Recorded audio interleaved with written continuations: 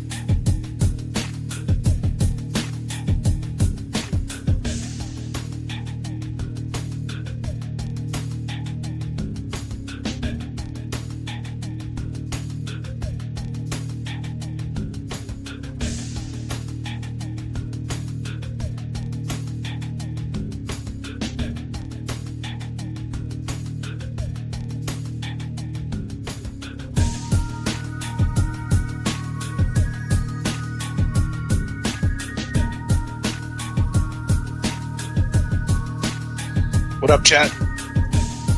About to take you up to 39,000 feet. For sure. How we doing out there? How we feeling? Yes. Yes. Waiting on James to get on this connecting flight. About to take you up to 39,000 feet on a Saturday afternoon. You know how we do it. Let's get to it.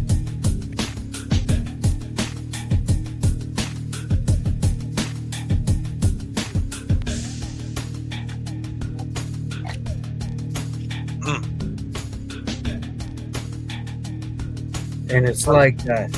What's up, James? What's up, Jay? Yes. We here. We are here. Looking good, brother. Thank you. He's getting nice. Shop. That Boston hat. You know how we do. Ooh. It's not easy, man. It's not easy, you know? Everybody knows the rules. Man, you know, that guy got a lot of nerve, huh, bro?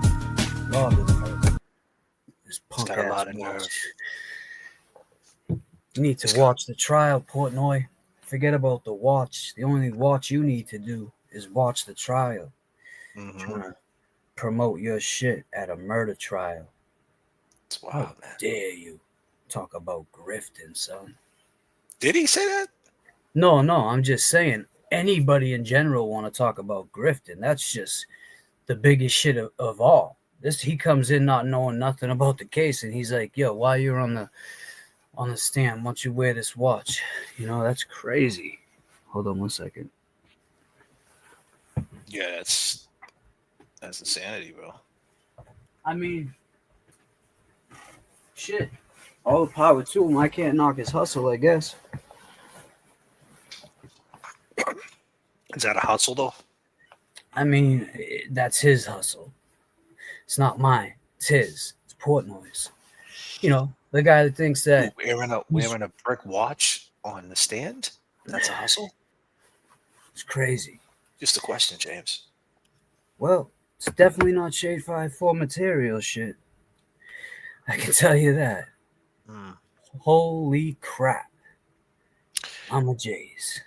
Be in trouble is up in here. Mo Berries, how you doing? Lemon Pockets, I think. And JFK and James, what up? Hey, what up, do it? Candy's up in here. Blue, 42. How we doing? 42, what's up, girl? Yes. Mikey D up in here. What up, Mikey? What up, JFK? What up, James? Sorry, I couldn't get to the hall. It was short notice. Could probably get it done at my social call. Let me know. Have a good show, boys. We're currently in the air, as you can see. We're flying through Boston right now, so you're going to have to hit us when we hit the ground. Yes. There we go. Right over the Zachem. We're 39. We're about 16,000 feet right now. Man.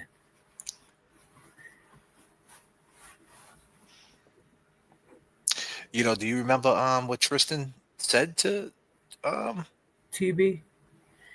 It's funny. I watched that this morning with having coffee with Mikey. I said, look at this shit, man. He was wilding out, huh? Yeah, calling him a rat while he was calling the police. I've never seen anything more fucked up than that shit. You're a rat, he said. But did he agree? So this was my question. I even said to Mikey, did he agree to meet Turtle Boy there and speak off a camera or something? No. They bumped. Well, that's what he said. He said that though on one of the videos. I could have sworn he said, "I told you I would talk to you off a camera." He said something like that. No. Turtle Boy was walking through there. Turtle Boy didn't even know who he was. And he walked over to Turtle Boy. This dude just walks up to people like Turtle Boy, Portnoy.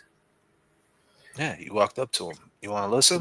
Everybody, let's listen to Tristan. Let's listen to Tristan. You got to fucking film me? Well, I'm just curious. You just told me Karen Reed did it. You got to film me? I mean, you just told me she did it, right? All I wanted to know was why did Caitlin Albert change her story from leaving at 12:15 to 1:45? Nobody wants you here. Get the fuck out, man. I'm just asking. I mean, you confronted me. You confronted me. I'm from here. You're not. From here. He's from Southie? I'm not. You can get the fuck out of here. I mean, was Caitlin in that? Is that Adele? Yeah. Why is he fucking recording me? Was Yeah, Caitlin in the house when they murdered John? Stop. What the fuck are you doing? Was Caitlin in the house when they murdered John? Calling the cops. All right, let's get him down here. Let's talk. Such a fucking pussy. You really are. How am I a pussy? First thing you said, you So I'm just curious. Why did she change her story? Why did Caitlin change her story from leaving from 12:15 to 1:45? I'm just curious. I mean, I was gonna walk away, and then you had to say the thing about Karen did it. I asked you a question. That's all I asked. Yeah, but you walked no away. Cameras. And you said, I said no. Well, cameras. then you had the smart I got at the end. a 5'2" man. 5'2". He's got jokes. He's got jokes. Why aren't you on the Canton? Why aren't you on the Canton PD list anymore? Nah. I was gonna stay anyway. But I'm just curious. Why'd you pick her up at 1:45? Yeah, I'm at the beach. And what'd you tell? Why did you say Karen did it? 5'2".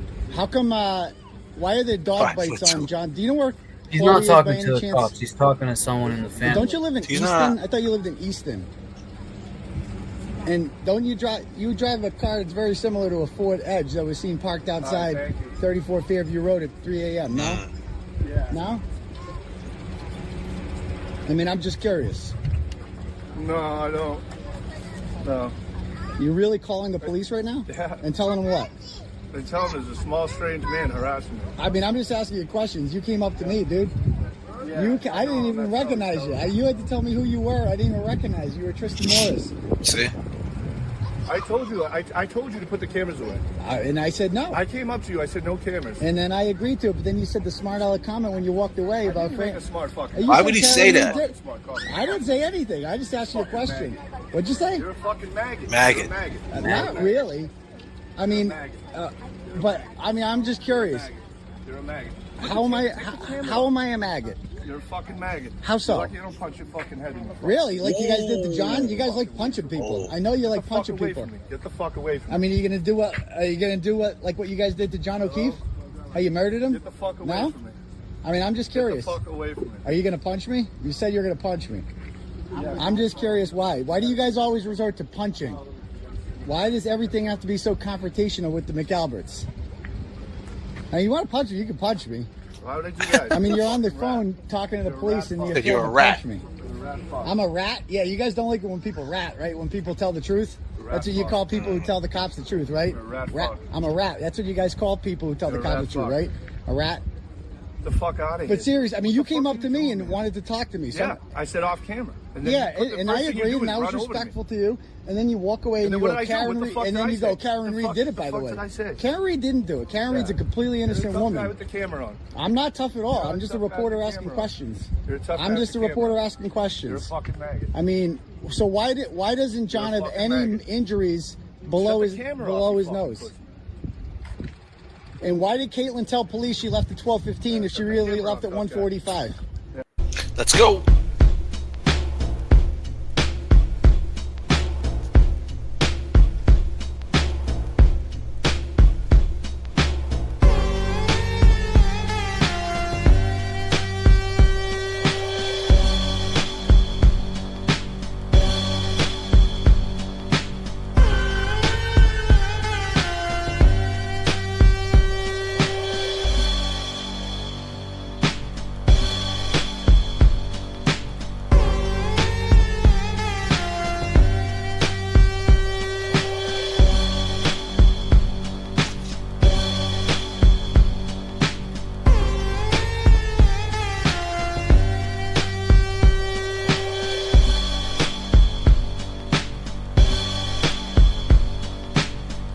Wow. Tristan, huh, James? Would you believe it? Would you? So let me ask you some questions, James. Let me interview you for a minute. James, what did you you seen the video earlier, so you've seen the movements. I didn't want to play the video because I don't even want to see his face.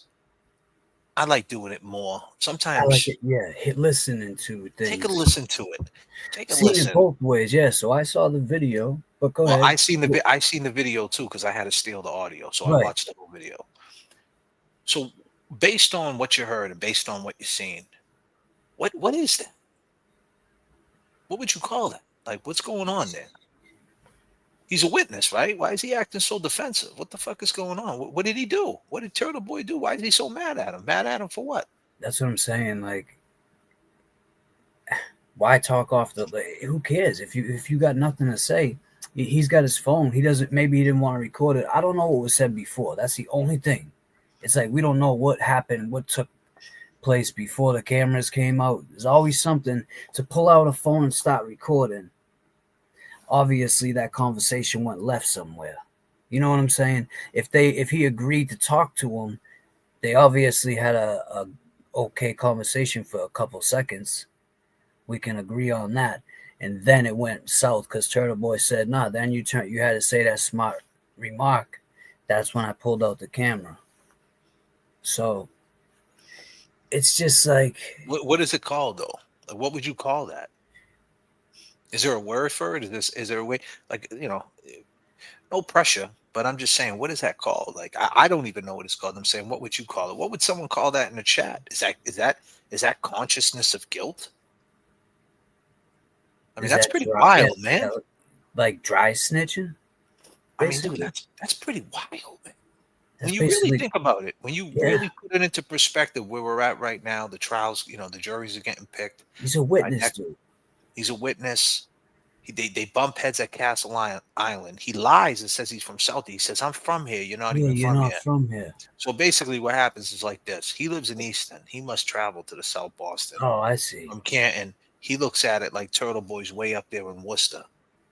So he's not even from the area at all. Isn't that crazy? But Turtle Boy's I forgot about that. Like so it's like the Malden, Everett kids thinking, oh no, we're from Boston.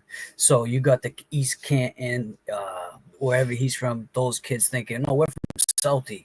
It's so weird, man, out here. yeah, because well, that's where they hang out, right? Yeah. They drive down 93. It's not too far. Right. Southie from Canton is not too far. Dorchester. Yeah, so I guess it makes sense. It makes sense. Hey, yeah, so he probably hung out there, you know. Yeah, he probably got some friends. But he looks at Turtle Boy as a dude that's from way out from Worcester County. Yeah. So it's like, dude, what are you doing down here? But at the end of the day, it's all Massachusetts, buddy. Right. That's the shit we talk about. For the people who don't know, the people who ain't from Massachusetts, that's the reason why we speak to this. There's such a division in Massachusetts. Yeah, it's such a, like, if you're from Worcester, man, you're not from like Worcester people. You got half of them, you know, wearing New York hats. Because think about it, they're I mean, think about it, like Springfield, it's the same amount of time to get to Boston that it is to get to New York. So like if they went to New York, it would take an hour and a half, and if they went to Boston, if they went to Boston, it would take 2 hours, and if they went to New York, it would take about 2 hours. So that's like Spencer, Mass. That would take us an hour and a half, maybe an hour 15 minutes. Spencer. Where's that at? That's I don't know. I heard it because that when I did the trivia thing, 2 hours. Spencer, it's like an hour and a half. No, an hour and a half. What is that by Worcester? Worcester's only an hour though up the pike. It's only an hour. But that's where the trivia thing is tonight. Because when I was that's around their way. It's only an hour. I think it is, Jay. From here, it's not an hour, bro. Let me see. It only takes 3.5 hours to get to New York. So if you're talking about an hour and a half to get to Spencer up the pike, think about it. Spencer, yeah. It's about an hour and 10 minutes, an hour, if that. I mean, without traffic. Yeah, that's what I'm saying. An hour and like 15. You said an hour and a half. Hour and 15, probably. Nah. Spencer, Mass. From your house right now, it's probably an hour. Shit ain't even coming up. Think about it, bro. Worcester's only an hour away up the pike, bro. It says an hour and 36 minutes, bro. Oh, really? It's just right now? Maybe right now with traffic. Hour and 36 minutes. Yeah, with traffic. Oh, shit. Now it's talking to me through my glasses and shit. Oh, man. Yeah, so dude, it's with traffic. But if we would leave at, like, when we went to New York with Brad and we left at, like, what time? 7 a.m.? We got to New York in 3.5 flat. Quick. So you're going right. It only took us 2 hours to get to Connecticut. You know what I mean? And then it took about an hour and a half to get to Connecticut, and then 2 hours to get to New York. So it took us, like, to Brooklyn, I think it took us like a little bit, almost 4 hours that morning, just real fast. I mean, it depends. It's up and down with the traffic. But the point is, the way he's looking at it, Tristan, he's looking at it like you're nowhere near South Boston. And then he got the word. He's dry snitching him out because he got the word that that Turtle Boy moved there. So he's like, you're not even from here, you know? You're not even from here. What are you doing here? Nobody even wants you here. So, you know, like, not for nothing. Turtle Boy's like, he hangs out in Southie. Like, he's out in South Boston. Yeah. I think he does the kid thing during the week up that way, around Worcester, Holden, around that way, right? With the Bears, with the Dares and the Coyotes out that way. And then during the week, when he hangs out with his wifey, his new girl, he's in Southie. Right. And I'm just saying, he's right in the grips of Big Bad Brian A. That's his name. That's his thing, right? Wow. He's in the grips of all of them. Mostly them stadies, you know. Them stadies are they're motherfuckers. Yeah, them stadies. Yeah, them stadies. It ain't where you're from, it's where you're at for sure. Little B, $5. Thank you so much. And thank you so much, haha, for the $1.99. You guys are so thoughtful. Thank you. Appreciate your time for sure. Appreciate everybody here. Cats Meows up in here. None your business. What's up, Cats Meow? How are you? Izzy's up in here. Mary's up in here. My man Slide at 617. Keep in mind, bro, I've been up and down the Mass Pike about, in the last 20 years, I've been to New York back and forth. I mean, honestly, it's probably I mean, it's up there. So that's what I'm saying. It all depends on what time you leave. When I go to New York, I usually bounce out my house at 3 a.m. I bounce 2 a.m., 3 a.m. I get to New York around 5 a.m. I beat all the traffic all the way up. Boom. That's what time I like to leave. I 2 do the hours late. you got there? No, Oh, I thought you said there's 3 no, 3 to there's no 5. possible way to get to New Yeah, I York. was gonna say 3 to 5. But I got to Manhattan in 3.5 hours. I got to Manhattan one time 3 hours and 20 minutes. Yeah. But I don't go to You take the Manhattan. trip so many times. But Manhattan's closer to Brooklyn. I go to Brooklyn. That's where I'm always going. So Brooklyn, no matter what's going to take you about 4 hours because you're driving past Manhattan to go into Brooklyn. Mm-hmm. Even though Manhattan and Brooklyn kiss, it depends on. See, most people go to Manhattan uptown to go to Times Square and all that shit. I So go much different.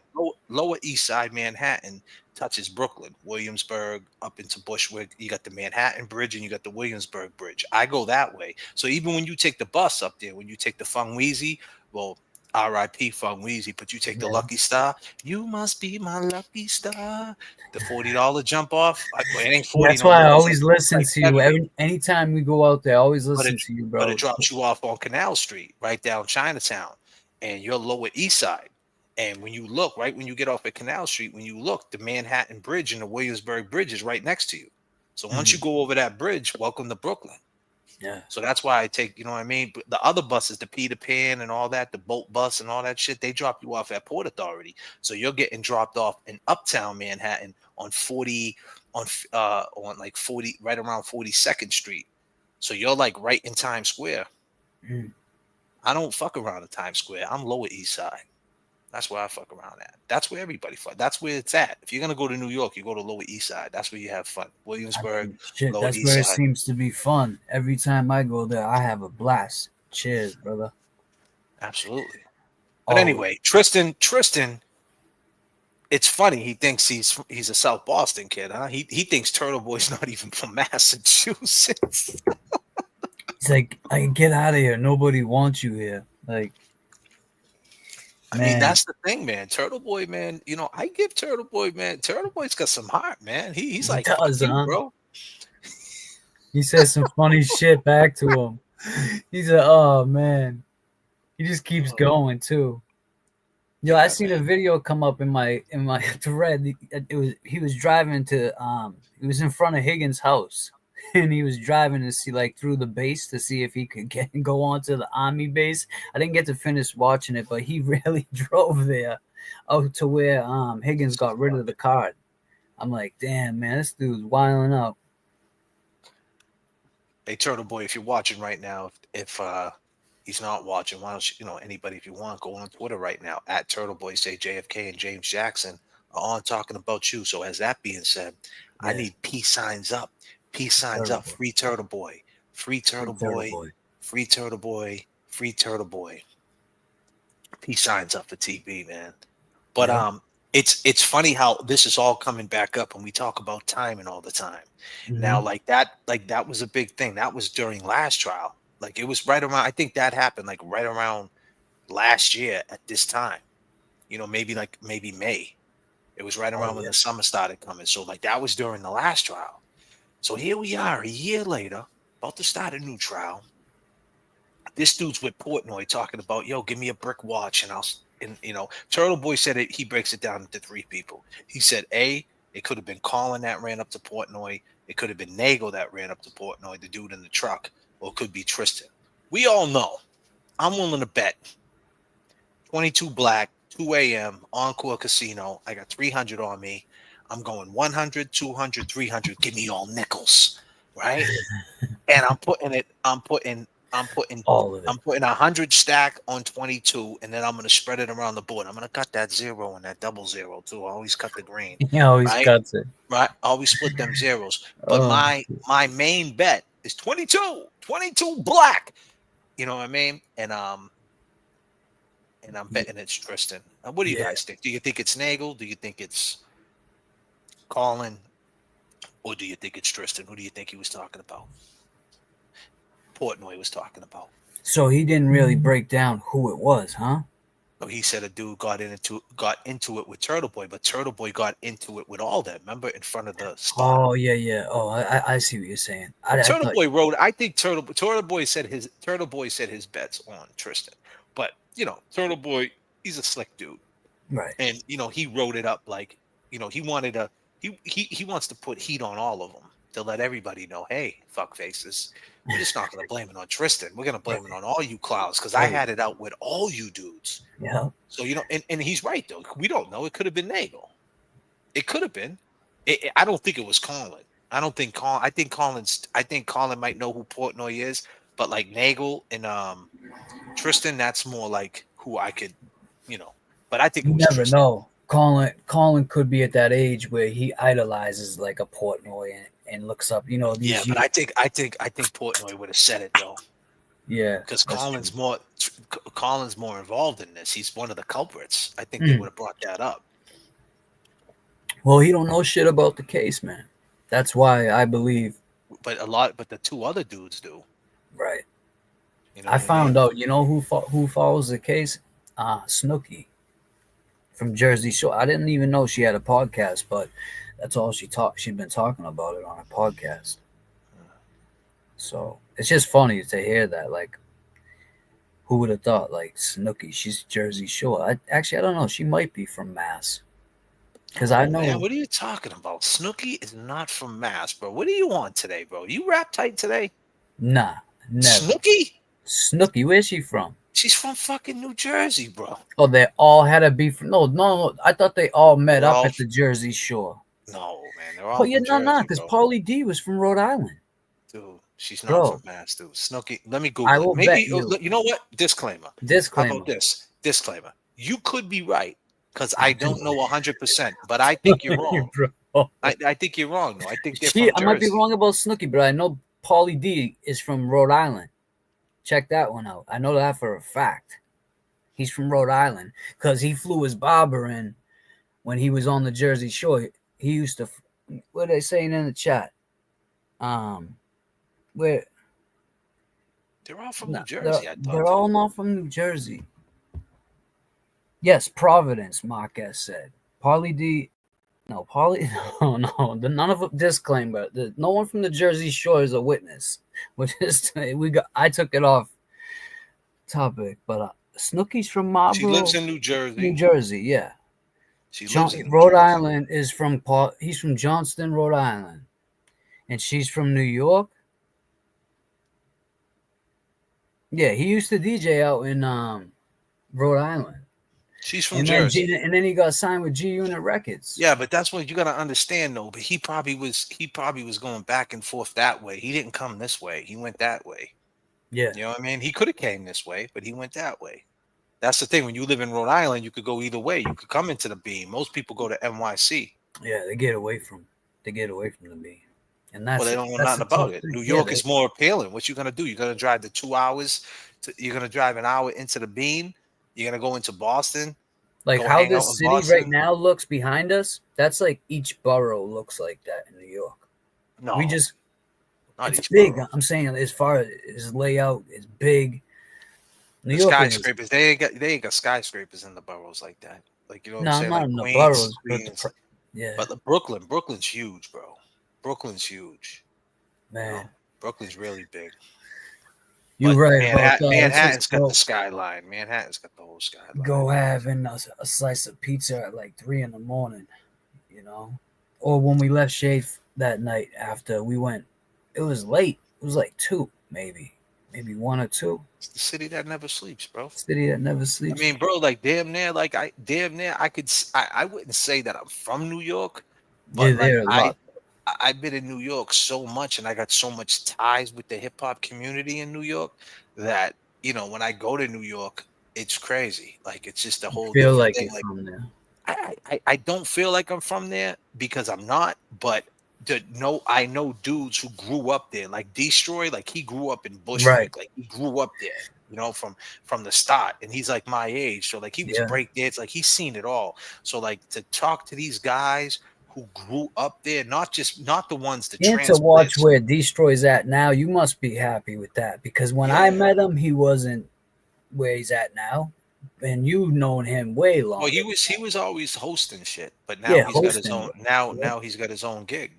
Now he's he He's a moved up the good dude. ranks. Destroy is a really good. I like. He's part of the show off rotation, man. Yep. But he worked for it, man. Yeah, he waited did. for his time, man. But back to the placement, like we're talking about, that was Right. placement. Placement. It worked out for him. Time revealed its cards, and it revealed an opportunity, and Destroy jumped on it, and now he's doing great things. So, and he's been doing great things, but now he has more stability, and he's doing, and got a time slot. He's got a time slot, and it's good, man. He's got a great thing going on. But back to what we're talking about, timing now. The timing of Tristan, right? Last year talking all this shit to Turtle Boy, and then here we are a year later, they go on this podcast. Portnoy jumps on this podcast, runs his mouth about Karen, says she's guilty, but I wouldn't find her guilty. We know the whole story, blah, blah, blah. Now all of a sudden he goes to the hockey con they got going on in Nashville, and wouldn't you have it, he bumps into Tristan. What are the chances of that? And don't forget, he bumped into Bukkake, and Bukkake gave him a hug and said, "I like what you're doing." That too. This shit is just crazy. So what's the chances of that? You can't make this shit up. And then he goes, "Let me get a brick watch." And this dude's like, "I'll give him a brick watch so he can sit on the stand." Like, what was he gonna do? Gonna be like this on the stand? Like, well, I guess he showed his watch on the stand. Like he went like this to his face, and he was flexing his watch. So, but I'm just saying, like, what's he gonna? How long is he gonna be able to keep his arm like this? But the fact that this dude said that he was gonna show him this watch, like he was gonna give him a watch, and said, "I'll do it," to put it on there, like it's a joke. Like they're taking this shit as a joke, man. Right. I mean, this is probably this picture right here is one of my favorites so far, because you got this guy here, Portnoy, doesn't know nothing about the case, and here he is trying to flex this watch that I heard is good. It's going down. It's in the shitter.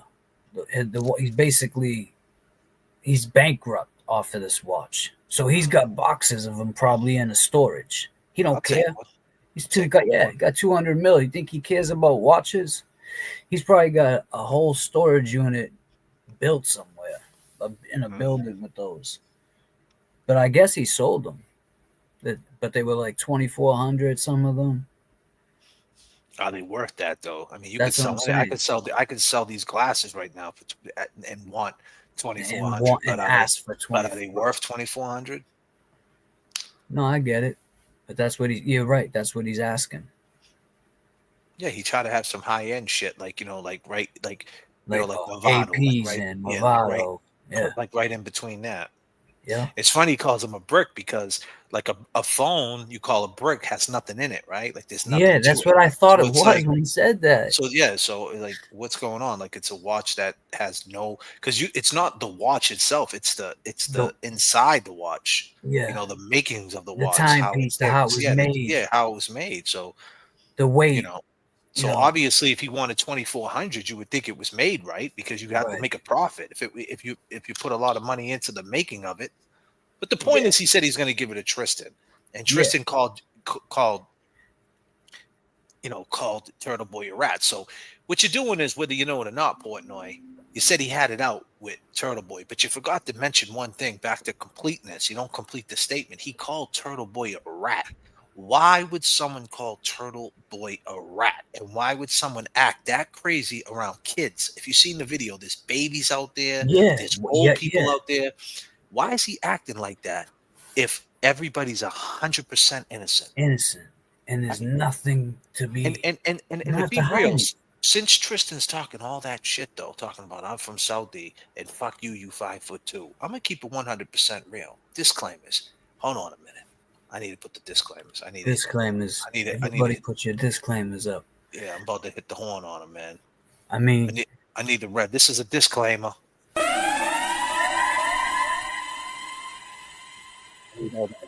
Chat, this is the disclaimer. Stop what you're doing right now. I know you're watching this on the big screen TV. Report to the keyboard. This is the disclaimer. I need X's all across the screen. I said this is a disclaimer. Blue 42. Been in trouble. 4, 3, 2, 1, 0. This one's explosive.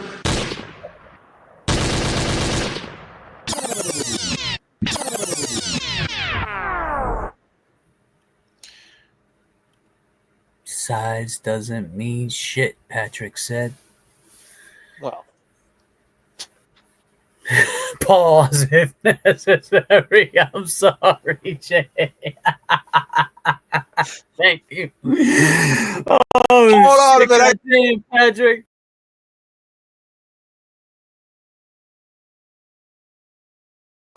Lost in a dream, don't know where.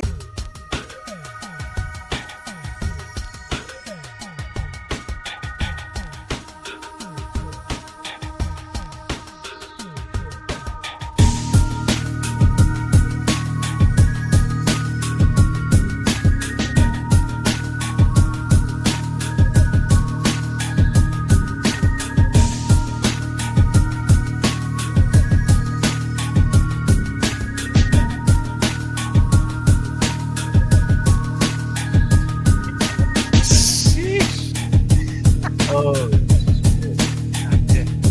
that's what I get for reading the chat, man. I'm just reading it nonchalant. I get hit with some weird. That happened to me the other night on Jimmy's show. I read no, it wasn't his show. I think it was here actually. Well, so go this ahead. is a disclaimer. We're in the middle of a disclaimer right now. So Yes. the point is, if let's just say they were 100% innocent, right? And Turtle Boy spun this web, right? And he's got this whole family, his girl's family, involved in this shit. Everybody's getting harassed, right? Because at that point, if they really was telling the truth, they would be getting harassed, right? Like in their eyes, right? Even though it's the First Amendment, I get all that. Like I said, this is a disclaimer. Right. The point is, this guy comes off and says, "I'll beat your face in. Yeah, I'll punch your do head. this. I'll punch your Yeah, head yeah. in. I'm from here. You're not from here." If your family was if your girl was 100% innocent, and you got, I seen the video Tom CPU did on her before. Did you ever see that? Wait, with her daughter or something? Yeah, Tom CPU said some wild shit before, bro. Man, he said some wild shit. I mean, I maybe there's more context to it. You know, Yeah, like I said, I don't know the guy, Yeah, but did anybody know what Tom CPU said about Caitlyn? He said something wild. Someone sent it to me before and said, "Do I agree with this?" And I was like, yes, I don't it know. was a long time ago. Yeah, it was a lot, but it was during this time. This is back to placement. Oh, it was with this guy's. Okay. Yeah, it was with Caitlyn. He said something about Caitlyn and her having kids or something. I don't know. I like I said, I don't know the context of it. I know someone sent it to me. What? And said, So Boston Brandy, so she's boots on the ground. I take what she says. What's she say? What are you jumping right out there? Whoa. Yeah, he wanted to get her alone. Oh shit. God damn. How old is she, Jay? It was bad. So let me be clear, because I'm in the middle of a disclaimer. We're in the middle of a disclaimer, which means is right now there's turbulence, and right now your pilot's trying to navigate through the disclaimer. So bear with me what I'm trying to say. So basically, all this is going on at this time. See Tom CPU saying wild shit, Tristan saying wild shit, Turtle Boy, like the trial's going on. Listen, you just got done saying, Tristan, inside South Boston. You're from South Boston. If you was 100% innocent, why didn't you just take an arrest? Right? Like if Turtle Boy rats you out for punching his face in, who gives a fuck? Who gives a fuck? Who cares? Because if you're 100% innocent, that would be making a statement. Because I'll tell you right now, if someone was telling me that I murdered a cop in my face, right there in my face, telling me that, boom, I wouldn't be making a fucking spectacle. I would just lay you the fuck out on camera and say, "Yo, fucking put that on fucking the TV screen. Yeah, hold that. Fuck out of here." So he didn't do that. So he didn't do that, and he acted the way he acted. So no matter how you look at it, from a street point of view or from a citizen's point of view, it's what is that? And the segue back into the beginning of it, what do you call that reaction? I don't even know. question is it a conscience of guilt? I don't know. It just seems very funny. But Portnoy is, as much as you think, you're being funny, talking the way you're speaking and bringing this up because you're chasing the algorithm when you got $200 million. I mean, you shouldn't be chasing Yeah, algorithms you at this shouldn't be point. chasing this. So you're chasing an algorithm talking about brick watches, but all you're doing is letting us talk about this conversation and taking this shit that probably didn't matter that much last year. It was just because there's so much shit that went on with this case, but now we can bring it back up to the now and we can really investigate it and look at it. And this shit is wild, man. And I think it just means a little bit more now, because you think he would have grew from that situation in South Boston. You think he would have said, man, you know what? I acted up, man, and I shouldn't have acted like that. But no, he didn't grow. No, He went to Nashville. He went to Nashville and said, give me a brick watch and I'll wear it on the stand. Yeah, it'll be funny. It'll be hilarious. I mean, how did that conversation go down? Portnoy? Wow. Ran up to him. Don't you got the watches? Yeah, let me get one. I'll wear one. Prayers up for Fun Size, where two there are gathered in my name. I am the midst of them. Matthew 18:20. Prayers What up. happened to Fun Size? What happened to Fun Size? Prayers to Fun Size for sure. Formerly from Lowell, Lawrence area. Now I'm in the 603. My heart is still with Mass. Free Karen Reed. For sure, girl. Thank you, Jen, so much. Can I get You're a Clown for the solid as Bam Bam 911 caller? Tristan, please. Love the show, fellas. Much respect. A real decorator, dude. I appreciate you. We already know what, he is, right? Tristan is in Portnoy. You are Clown! You are a clown! A clown! You are a clown! A clown! Boston Brandy, what up? Len Diaz, what up? Thank you, Sliding. 617 Cash with the 1999. Love you guys. Let's fly to 39,000 for sure. Thank you, Cash. So it's wild. Man. But did you know this though, James? Did you know that Hank Brennan 100% knows who we are now? No. Oh yeah, he knows 100% who we are now. Will he say something and use one of his sound bites? Soundbite Hank? Well, he's listening to stuff, and I can assure you he listens to this guy. I can assure you he listens to this guy. So basically, there's a guy from Boston, right? He's got the perfect last name to be from Boston. He goes by the name of Howie K. Howie K with two R's. So maybe we'll just say Howie Carr. But Howie K, right? He went, Turtle Boy, our boy, went on Howie K, and somehow or another the JFK show got brought up on the Howie K show. Would you fucking believe it, James? Really? Oh yeah, take a listen. That's beautiful. Yeah, it's how about Higgins? Is he on the witness list? I got a texter wants to know that. No? Oh, of course. Yeah, he has to be on. I mean, he was inside the house. Anyone who's inside that house has to testify. They were there allegedly while a murder occurred. Has he lost weight?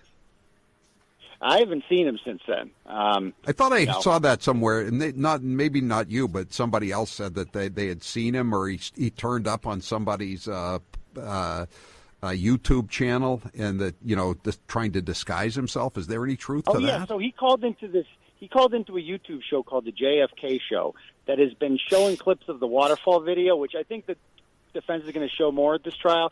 When you watch him, when he leaves the waterfall, he is yelling at John O'Keefe, and he has to be held back by Chicken Parm Charlie Chris Albert. And it's like very clear, like he's fired up about something, and they've pointed this out a lot on this YouTube channel. And so they take calls on their show, and one day some guy named Kevin from South Boston calls in, and he goes, "Hey, but what if you guys are wrong about this? Those are some decorated dudes." And immediately they recognize his voice. They go, yeah, he called himself a decorated dude. And he asked him, Appreciate the things that you two do, you and James, right? They're decorated dudes. Let me bring that back. That's just No wild, wrong. huh? That's how we know that. It's how about Higgins? Is he on the witness list? I got a texter wants to know that. No. Oh, of course. Yeah, he has to be on. I mean, he was inside the house. Anyone who's inside that house has to testify. They were there allegedly while a murder occurred. Has he lost weight? I haven't seen him since then. I thought I saw that somewhere, and maybe not you, but somebody else said that they had seen him, or he turned up on somebody's YouTube channel, and that trying to disguise himself. Is there any truth to that? Oh yeah, so he called into a YouTube show called the J.F.K. show that has been showing clips of the waterfall video, which I think the defense is going to show more at this trial. When you watch him, when he leaves the waterfall, he is yelling at John O'Keefe, and he has to be held back by Chicken Parm Charlie Chris Albert. And it's like very clear, like he's fired up about something, and they've pointed this out a lot on this YouTube channel. And so they take calls on their show, and one day some guy named Kevin from South Boston calls in, and he goes, "Hey, but what if you guys are wrong about this? Those are some decorated dudes." And immediately they recognize his voice. They go, yeah, he called himself a decorated dude. And he asked them, he goes, "What if you're wrong about this?" And they go, "Is this Higgins?" And he goes, "You wrong." And he goes, "This is Higgins. You wrong." And then he hung up the phone. It is 1,000% his voice. That's how insecure Brian Higgins is. He listens to random YouTube shows that are, saying things about him, and then he calls in pretending to be Kevin from South Boston, and defends his honor by calling himself a decorated dude. Can't make this stuff up. I think they should play it at trial. I mean, that would be great. Is this you? Is this you? Are you Kevin from Boston, South Boston? Let him deny it. Let him deny it. When you hear the tape, when you hear the voice, it's undeniably him. And if he lies and says it's not him, no juror will find him anything he says credible after that point. Well, people have gone down on lesser raps for perjury. I mean, one of Brennan's witnesses in the Whitey Bulger trial, an FBI agent, went down on a perjury rap. That's a big deal, Jay. That's a big deal. Let me tell you that. When did this happen? Recently. Oh yeah, it happened recently, James. Speak to it, brother. I tell you, Howie's got a good platform. He talks about it. He brought that up. So he's hearing things. So if it made it over around that table that Howie wanted to, discuss it, and now Turtle Boy's even putting more. We said this. How come no one else is talking about it? No more content creators or whatever. We're labeled content creators by default. But no one else was speaking on it except us. Now, the main guy who broke the story, Turtle Boy, our boy, is speaking on it. And he believes it should be played during the trial. Howie Carr, too. Howie Carr, too. He said that, you know what I mean? That's crazy, man. I think he they can do that shit. But we would have to testify to that. Yeah. But we ain't on the list. They can't just bring that in. Unless they bring it up later, they try to get you on the list. Because even with this shit that I got going on with the car accident, like there's a whole video, right? Self-explanatory. They still want me to come in and speak to the video. Right. So it's like they would want us to get on the stand and speak to the video. Like, did that happen? Was that you? Yeah. Did you know it was even though it's right there, they could just play the video and get your own thing. That's what they would want. That's what I assume. We came into this and we never wanted anything like that to happen.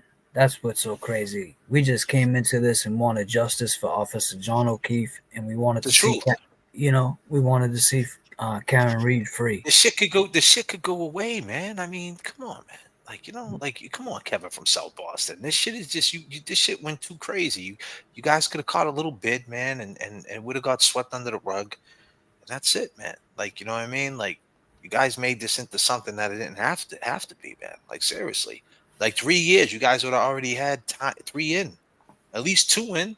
He probably would have got the less the lesser That's of what I'm the saying. You time, would have got what? You would have got what? A fucking 7 piece. I mean, yes. I mean, you guys could have worked that shit out, man. I'm sure, man. Yeah, I mean, as because corrupt as that Norfolk County is, man. they would have corrupted it with your bids. Even Yeah, maybe you they guys would even have would got have some low corrupted it ass there. time, man. Yeah, Yeah. I mean, they I would don't have think you guys would have got life, man. nah. Bench being sober said, Now it's like that shit's all out the window now, man. Unless someone comes forward, man, and makes the deal. But go ahead, James. I'm sorry. no, We didn't. I just put you back on track. We came into this never. Go ahead. yeah, no, it's just we came into this never expecting anything like that to happen. So if that would be wild if that happened, if they wanted to bring it in. And I don't know how that would work. Like, what could we say? Could we plead the fifth and say, like, we don't want to come in? We wouldn't want to do that. But I would like to help Karen. If I could help Karen, I would like to, I would We definitely. ain't saying nothing wrong, no. No, we ain't. We're speaking on the show. We're saying, yeah, that was us. I mean, it's for everybody. It's public. Anybody can see it. It's not We like say it every night on here. Yeah. So We I'm say just it every saying. night on air. Like that was us, and we knew it was him. Like that's Right. it. Like It's what else? not our Do we fault know? that Do he we know called anything in. about the case? Do we Yeah. know what happened? No, we don't. That's why we No. go live, Yep. and we got 700 people on the 777 deluxe fucking plane, and we all try to figure this shit out. And more little things come out.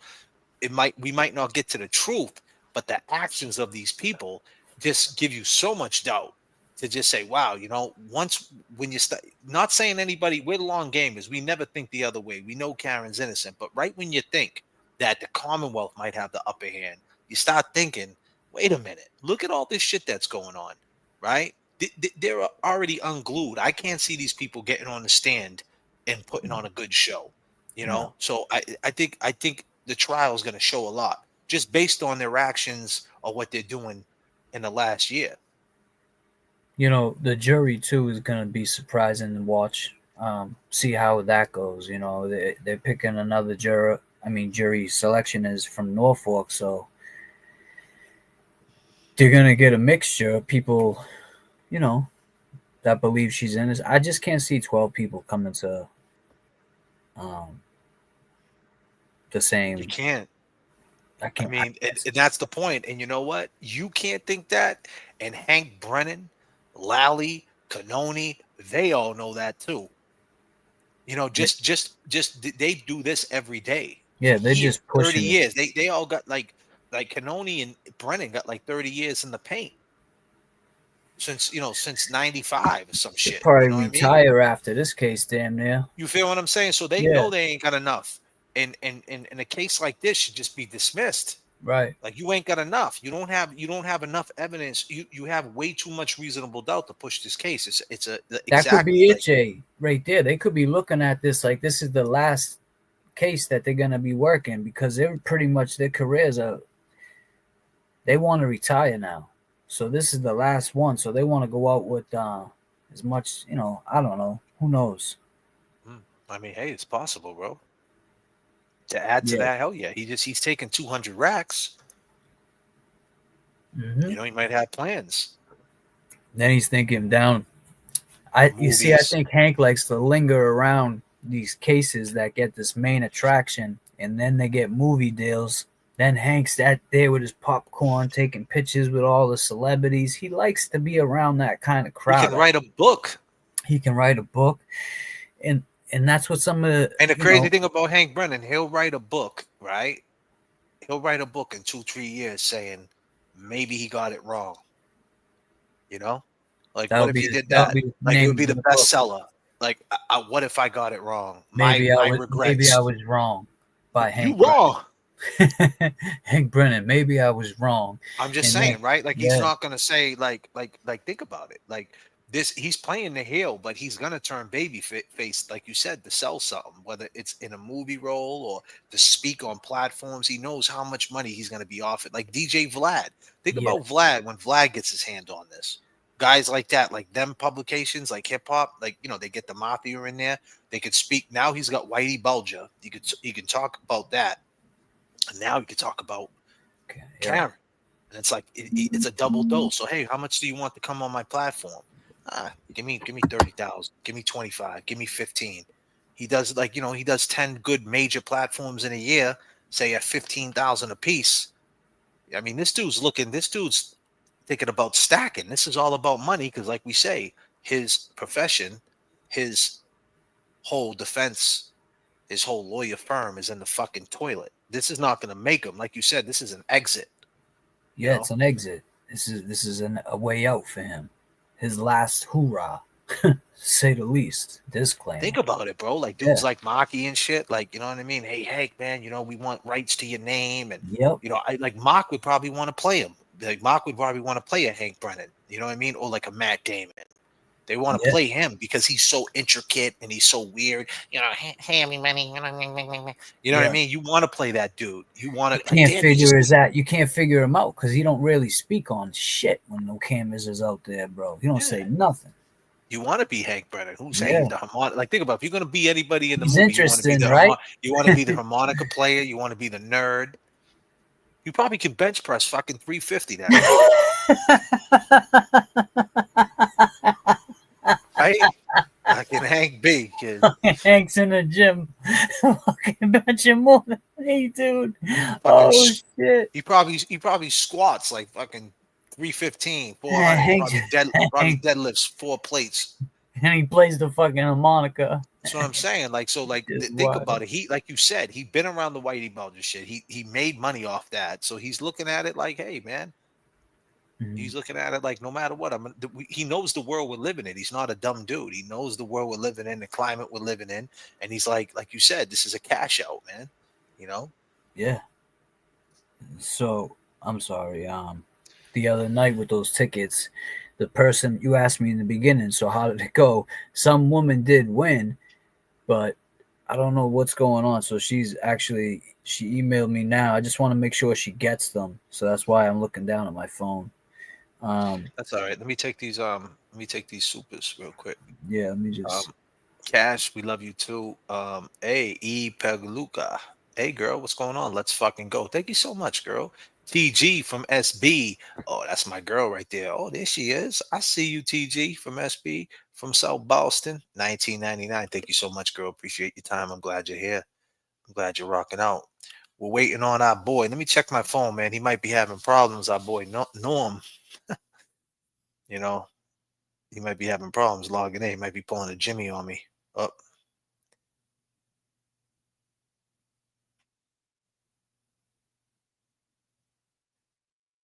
Wow.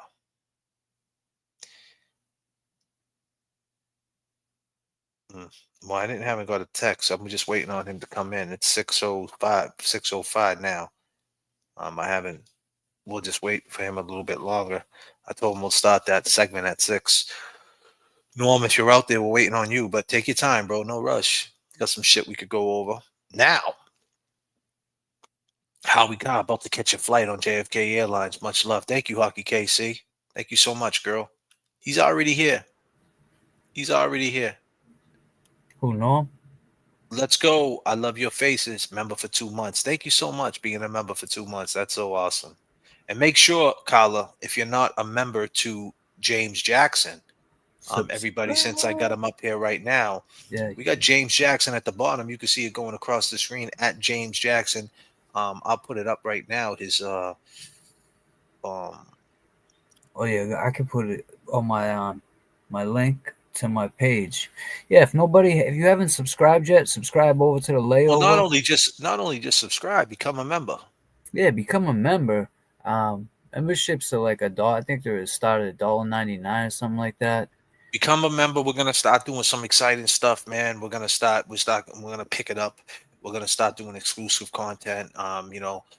Whether it's shorts or whether it's just lives or whatever. There's some people. The reason why we don't really do like membership lives, even though we probably owe it to the members to do it, because there's some people who can't become a member, right. And there's some people, so it's kind of like, But as far as the shorts go, exclusive shorts, checking in with you guys post for the members behind the scenes. A lot of behind the scenes. You could, if you remember to JFK, you see behind the scenes. So Yeah, that's you'll what see we're a lot gonna of do. stuff. We're gonna start picking up the behind the Yep. scenes. So if you're into things like that, the joking, the funny, meeting people you never met, characters we don't bring on camera, but we'll bring behind the scenes for our long gamers, things like that. Make sure you check out James and do that with him too, because you know he moves around to the beat of his drum throughout his days, and I move around the beat of the drum my days, but together we connect. So it's definitely fun, and we just want you guys to join the journey. That's all. Yes, it's a great way to put it. Just be a part of. I got Luna, the little lunatic. Luna's part of the show. She is. She's over here trying to lick lotion. Come on, Whatever you baby do, girl. don't let her off. She might run in traffic behind us, dude. Run into Zago. Before she will, she'll dart right out. Yeah. Poor girl. I can't let her off. A So leash. we had Howie Cow. Where was I? We talked about Howie, right? Yeah, the Howie Cow, man. So that's huge. That's huge. But let's talk about this guy. Let's get into this guy, bro. Noam said he's trying, Marquez said. All right. He's trying. If he can't, tell him what to do, Jays. If he can't click on that link for whatever reason, tell him just to paste it and put it in the... copy it, Noam. If you can hear me, if you're in the chat, copy the link, go into your Safari and X out whatever's in there and paste that link in there, and then just hit go, and it'll bring you right up. You just follow what it says. Very easy. Very self-explanatory. Disclaimer. I mean, it was for me. So basically what he's saying is, Norm, you just copy the link that I sent you, hit copy, put it in. I think he popped in. Hold on. I think he just popped in. Yep, he just popped in. We got him. Norm's up in here. What's up, Norm, brother? what's up, buddy? Norm, how you feeling, bro? I'm exhausted, man. You kept me up all night. I I could not sleep. Everything was running through my head after I got off with you guys. All these, I've been trying to think you're how from Dorchester. can I know, right? You're from Dorchester. You need to toughen the fuck up. I'm 55 now, man. Those 22-hour days. I mean, I slept 20 minutes and went right to work. So what I was doing was I was thinking of all the scenarios I could try to figure out with this information, how to convict Karen, and I can't fucking do it. I can't do it. I try to put myself in someone else's shoes. If I come up with a scenario, someone might say this, that, and the other thing, and then I would come up with, well, if this happened, then Jen said that she was looking out the window at 12:31. She would have saw it. Just so you asked me any questions. I did note I got a full copy of that text stream data. I emailed it to you.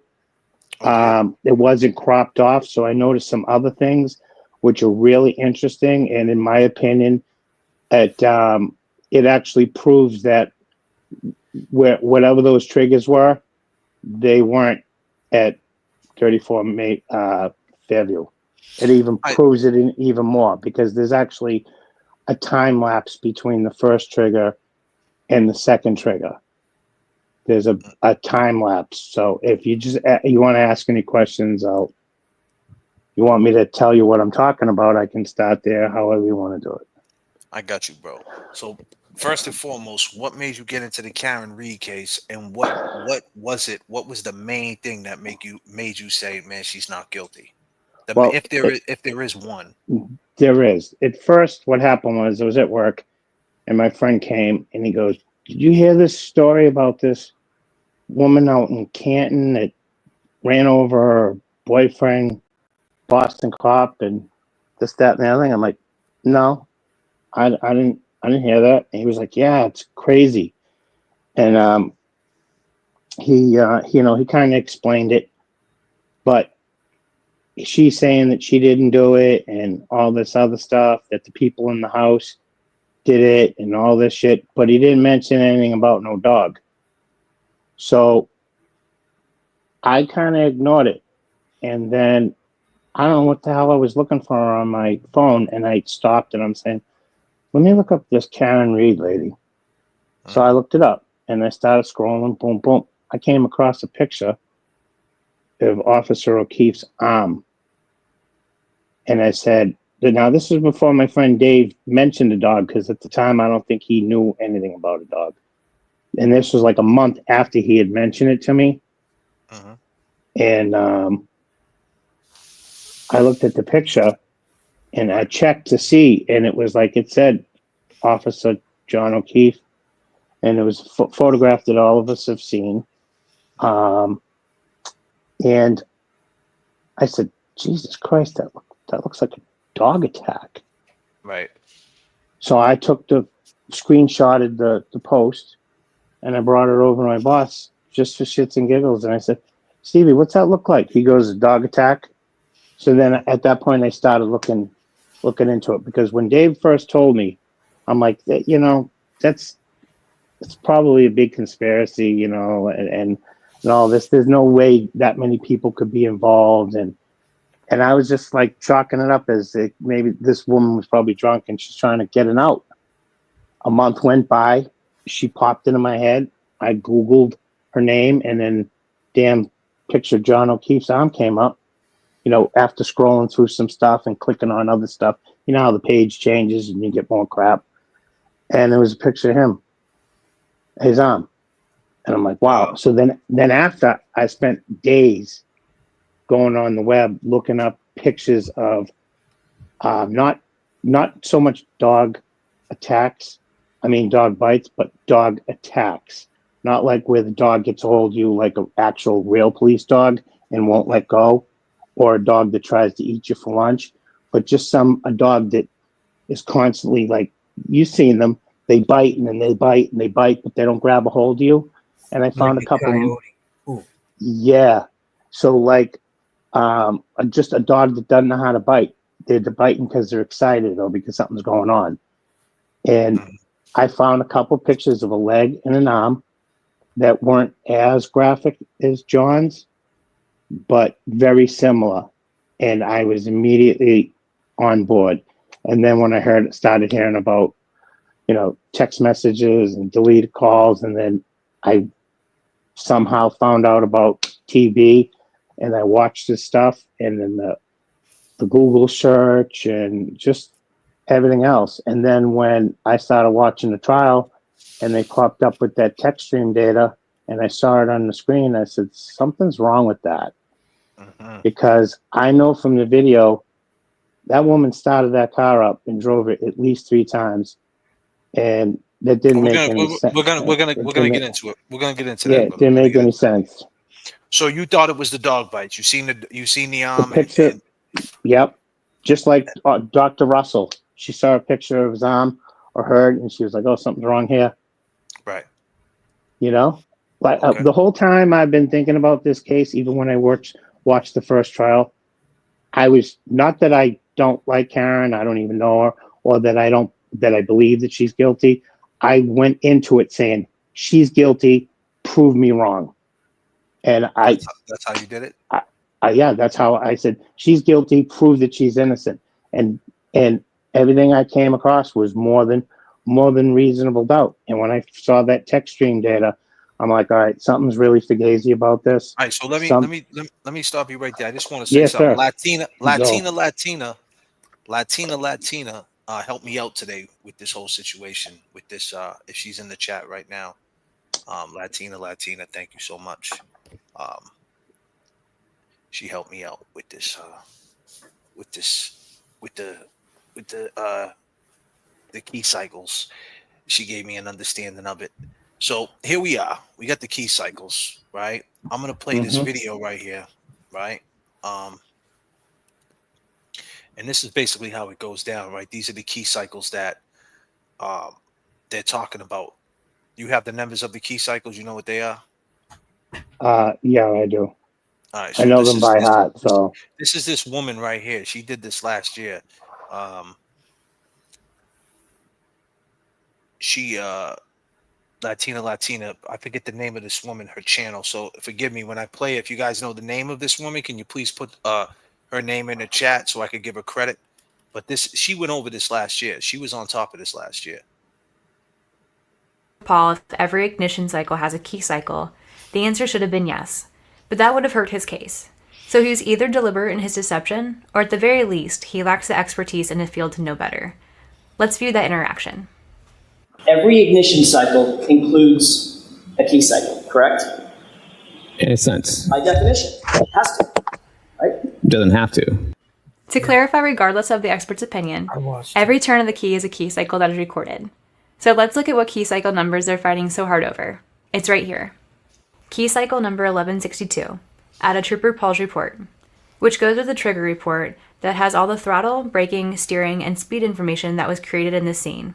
The problem is, when the key was put in creating key cycle 1162, it wasn't Karen putting in the key. Let me show you how we know this. Trooper Paul started the car, creating key cycle 1164 during his testing. Moving backwards in time, we know the next key cycle was when the SUV was drove off the tow truck and pulled into the police department's garage. This would be cycle 1163. When the police department took possession of Karen's car at her parents' home, they started the vehicle and drove it on the tow truck, creating cycle 1162. Continuing, earlier in the day, Karen and her dad started the vehicle and drove it from John's home to his home, creating cycle 1161. There we go. So, are you there? Yeah. No. Yeah. Yeah. I'm Did you here. hear? Did you hear that? Yeah, she's got it. So That's absolutely true. You want to expand on that? Oh yeah, I got lots of shit to expand on. So go for it. Okay. So what we got here is when you between on that chart that she shows, which is part that I didn't have, but I do have now. I sent it to you. It over on the left-hand side, if you're looking at it. So I want you to open it up on your computer, the email, so everybody can see it, if you can. I can't open it up on the email. Okay. Right now. All right. Well, all right. That's fine. Well, what I'm going to do is I'm going to describe it. So you have the top of the. We'll go a couple clicks down on the left-hand side. Let me see if I can get it. But go ahead. Go ahead. Yeah, you got your key cycle numbers, and the one that she mentioned is 1162. It only takes a snapshot of a key cycle series if there is some sort of fault, including a test or plugging into the computer to check, we'll say automatic, traction control or checking ABS, any faults. It logs that crap in too as well. And we can get down to that. That's really not important. But on the top of the chart, it will say elapsed time. Okay. And I guarantee you in the next trial, the Commonwealth is going to try to say what I'm going to tell you right now, which is just really going to hurt their case if they try it. Elapsed time. That means if I start the vehicle up at 1162 key cycle and I drive it for 11 and a half minutes, or we'll just say 11 minutes, and all of a sudden I go full throttle and it trips the computer. Here's the key cycles right here. Okay. I don't know how much they can see them, but they can see it. I have it on my TV. I'm watching you on my TV, even though I have the sound off. Okay, so at the top of it says key cycle. The next one over in blue says elapsed time. Go down to 1162, the first fault. You see where it says 10 and it says 57.4? That's 10 minutes, 57 seconds, 0.4. That was the first fault. Okay? Now, if we're trying to make Karen guilty, we say she drove from the waterfall. She drove from the waterfall to 34 Fairview, right? And we know this because she started her vehicle up at, she left the waterfall. She walked out the door at 12:11. So we'll, for argument's sake, say that it took her a minute to get in the car and start it. Once she starts that car, that elapsed time starts. Unless you don't do anything crazy. I'll get there in a minute. So she drove just a tick under 11 minutes. That put her in 11 minutes. That put her in front of, if these are her key cycles, which they're not, but I'm saying the Commonwealth wants to say that they are.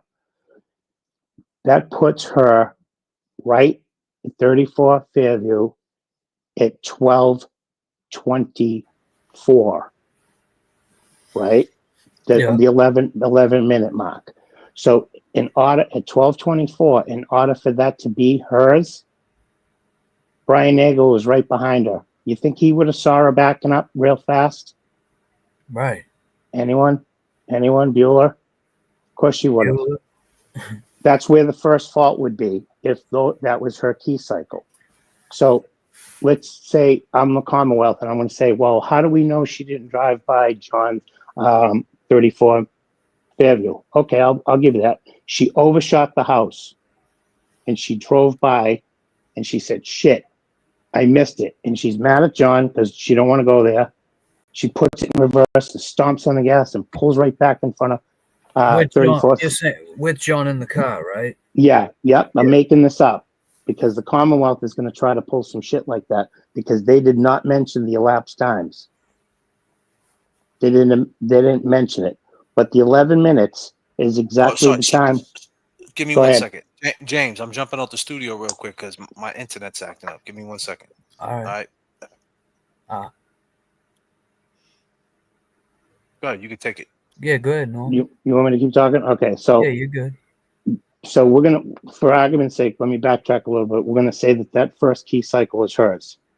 I mean, that first infraction, she would have had to have.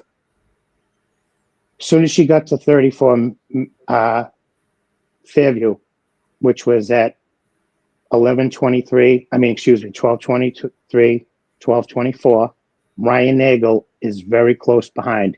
We know this because he said he texted his sister, arriving now, when he took the turn after he flashed the lights to let Karen go. So Karen is right in front of him. So if she was in front of him and then she whipped it in reverse and stomped on the gas, she'd have smashed into him for one. She would have hit Nagel. You're right. Yeah. Or the invisible snowplow that was out front. Yeah, that's what I was wondering too, wasn't there? But whatever, I don't want to get off topic. But that didn't happen because Nagel said, I didn't see shit. So the Commonwealth can say, well, she overshot the house and then backed up. Okay, I'll give you that. She drove by because she didn't know where she was going. John didn't know. She was mad at him. I can't believe you're making me take you here. Because like all of us would do if somebody wanted to go somewhere and we didn't want to go. Whips it in reverse, stomps on the fucking gas, jams on the brake, right? And that we'll say that's fault. We'll say that's the first trigger. Now, 8 minutes, 2 seconds later, there's another trigger. 8 minutes, 2 seconds later, there's another trigger on that sheet. Pull it up and you look at it. That would say, okay, now she's going to sit there for 8 minutes. That's at 12:31, 12:32. Guess who's looking out the window, texting Karen to pull behind John? McCabe. Yeah. Yep. You see what I'm saying? So there's I can't, there's nothing I can do with this. And then someone can say, well, maybe on the way to the waterfall, right? Maybe on the way to the waterfall, she missed the street and threw it in reverse and did that and the other thing. Both key triggers happened on the same mileage. They both happened at 11,629.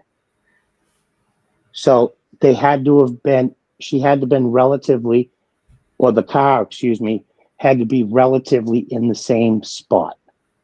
So every time you turn that ignition key, it starts a new cycle every time you turn the ignition, right? Right. So what happens is you turn the ignition, you're driving normal, you shut it off, it doesn't register the key, the ignition cycle. It ignores it. It only registers ones when there is a problem. Yeah. Like it didn't register 1163 because nobody was driving erratically. You see what I'm saying? So with that said, now that I have the full sheet, I know that there was a 8.2 second interval between the first trigger and the second trigger. That is 19 minutes that is 19 minutes after she starts her if she's guilty, if we're trying to make her guilty, that's 19 minutes after she had left the waterfall or started it up before she left the waterfall, from the time she started the vehicle. So no matter what I do, I can't come up with her being guilty. So we witnessed the 3-point turn. But there again, I have new information that's an 8-minute interval between the second and the third thing. I still think that the infraction happened at her dad's house, but I was thinking about the video that Boozy Beautiful, is that her name? Yeah. Anyone? Boozy Okay, Beautiful. She posted a video, I think last week, about that video about the Chiron on the top being Fugazi, something being wrong with it. So I did a little research, and I can't find any Chiron on any of their vehicles that have the letter Y in it that are dropped out of that box, like she said. So either that video is clipped, right? Which I would say most likely it is. Reason being is nobody has seen the whole video. No one has seen. What we see is the vehicle backing up. Or actually, it goes forward first. Or I think it goes backwards first a little bit, and it can't go. So it goes forward, it crosses the snow, then it backs up. And the other thing I noticed, JFK, you had mentioned that the vehicle's 4-wheel drive. So I cleaned that video up a little bit, and I watched it. The only wheel I see spinning is the right rear wheel. When it's So that's the thing. So that's the question, right? That I gotta ask. So now I had an LX 470, right? And my LX 470 had the old school. You had to actually manually put it in 4-wheel drive. Now the question is, in the 2022 model, did you have to manually put it in 4-wheel drive? Now let me add to that. I had a RX 350 Lexus too. Yeah. And that was all-wheel drive, all-wheel spun all the time. So the question is, and I always said this, right, James? I always said, did you have to put it in 4-wheel drive? Because if so, it would only be running on rear-wheel drive, which would make it her driving. Palsy, right? Yeah, it would have palsy, and which make it dangerous her driving. So when people say that she didn't hit the car in the back, John O'Keefe's car pulling out, it gives you an idea. Well, maybe when she took a corner, she could have the ass could have kicked out and she could have hit something else. Right, that's a good point. Especially in the video, it doesn't give you the impact of if you've seen that in person. That truck would be like, whoom, it would pick up speed and it would crack if it was cold out. She would crack her leg into John O'Keefe's car. You saw the car go like this. Her car coming at John O'Keefe's car parked. Just the amount of pressure, I would believe that tail light would bust up. It's not so much. It's not the speed that you hit it. It's the weight behind it. Right. We're talking about a 10,000-pound or a 9,000-pound vehicle. Be in trouble. The 2021. So it's an all-wheel drive. So I don't know why the rear wheels were only spinning. I'm going to tell you why. All of them should have been spinning though. I'm going to tell you why. I had to look this up. So there's differentials. We're going to get into that. She's got Her vehicle has all-wheel drive. It has all-wheel drive where it's not all-wheel drive. It's what and somebody at Lexus would have to explain this better than me, because when I grew up, it was posi, live and slip. That's it. But how this operates is what they call it. They call it torque, some sort of torque front and rear differential. And how that works is the computer knows what tire is getting the least amount of traction. And instead of spinning that one, it will spin, it'll allow in her case, when she was moving forward, I believe it allowed maybe someone in the chat, if they work for Lexus, can clue me in on this. There is a locker, and then he said there's a rail locker. Right. And how this works is it only will allow the wheels to spin that need the power. So what happens is when you're you're going forward, it'll allow the right rear wheel to spin if that's where the most traction is, even though you're chewing up snow. I don't know how that works. I'm not, and then when you put it in reverse, like our old cars, it flip-flops, the other wheel spins. So when you're cruising on the highway and you're in this mode and no wheels are slipping, all four wheels are grabbing. Anybody that's ever been involved in an automobile accident in a four-wheel drive car, if all four wheels are spinning and you get that son of a bitch sideways, you're crashing. You are. Maybe not so much now because people learn how to drive them, but that's the reason why they got wheels they cut back on the power if it just sees that, hey, I'm spinning, but there's no, I guess, torque or tension. And then there's a rock climbing mode that it has, which is tons of torque but no speed to climb over. So if you're going rock climbing and one wheel is off the rock and there's no tension on it or no friction, that wheel won't spin. The power goes to that's from what I read. I mean, maybe I misread it, but some of that would explain why. Either way, it doesn't really matter. The guy definitely had a hard time getting out of the snow. In that video, we don't see who is driving that vehicle. We don't know if it's a tow truck driver. We don't know if it's a statey. He backs up. He goes to turn on the truck, to turn up the truck. He misses. He goes back in reverse. He pulls the truck back up on the flatbed.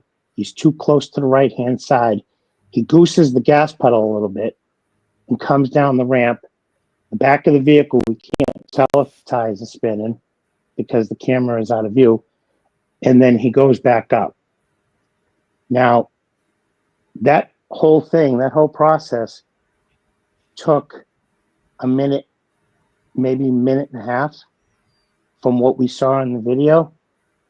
Why was Karen's truck, if that was the case, if he tripped that computer, why was it running for 11 minutes before he attempted to put it on the truck? The vehicle was running for 11 minutes before, if he tripped it, the vehicle was running for 11 minutes. Did we get the whole video? Or did he get stuck in the snow? Someone came out, because they did say we had to kind of shovel the driveway a little bit to get the flatbed in and whatnot. Did somebody have to shovel a little bit of snow behind Karen's truck? You seen her pull in. When she pulled in, she was like pushing snow with the truck. Like a plow. Yeah, like a plow. Yep. And I'll get to that too. There's something I noticed about that. But anyway.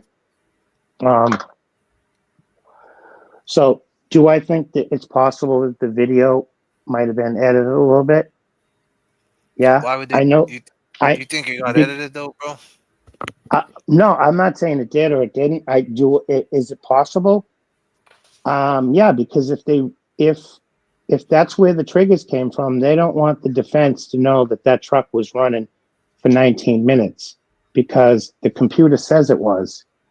The computer says that truck was running for 11 minutes. A trigger happened. 8 minutes later, another trigger happened. The timestamp on the top of the screen is huge. The Y is out of the box. I can't find any alarm.coms that they say hallway, anything with a Y in it where the Y is out of the box. I'm not saying that it was edited. All I'm telling you is that something's going on with this shit, and it's impossible that it was Karen, because if it was, when Trooper Paul got his test, he should have been at Key Cycle. Let's see. If Karen drove that vehicle, Key Cycle 1163 would have been 5 a.m. 1164 would have been at McCabe's house. 1165 would have been back to One Meadows. 1166 would have been to Dighton. 1167 would have been on top of the tow truck. 1168 would have been off the tow truck. And 1169 would have been Trooper Paul. If she hit him. That's a big discrepancy. Let me play this video right here of Alan Jackson asking our boy Trooper Paul some questions. Absolutely. Let me play this real quick. Trooper clueless.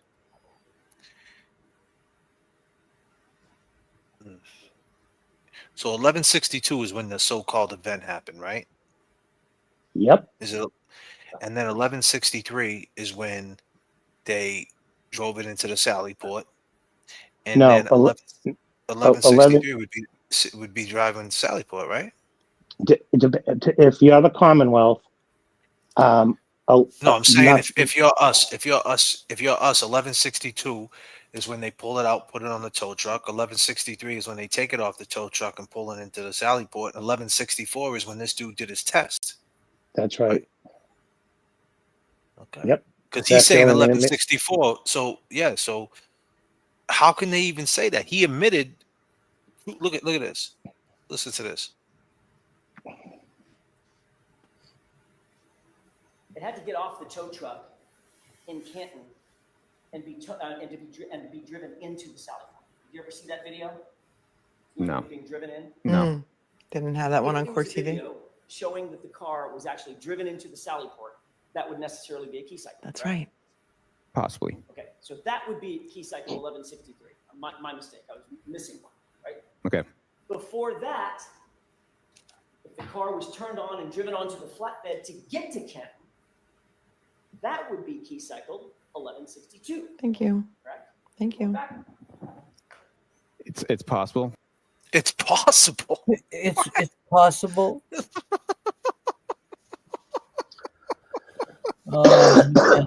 It's possible. So wait a minute. So now. Alan went at him the wrong way, though. In my opinion. Why? No disrespect to him. The guy's brilliant. What do you think he should have said? He should have said, if Karen Reed hit him at 1162, she drove it at 5 a.m.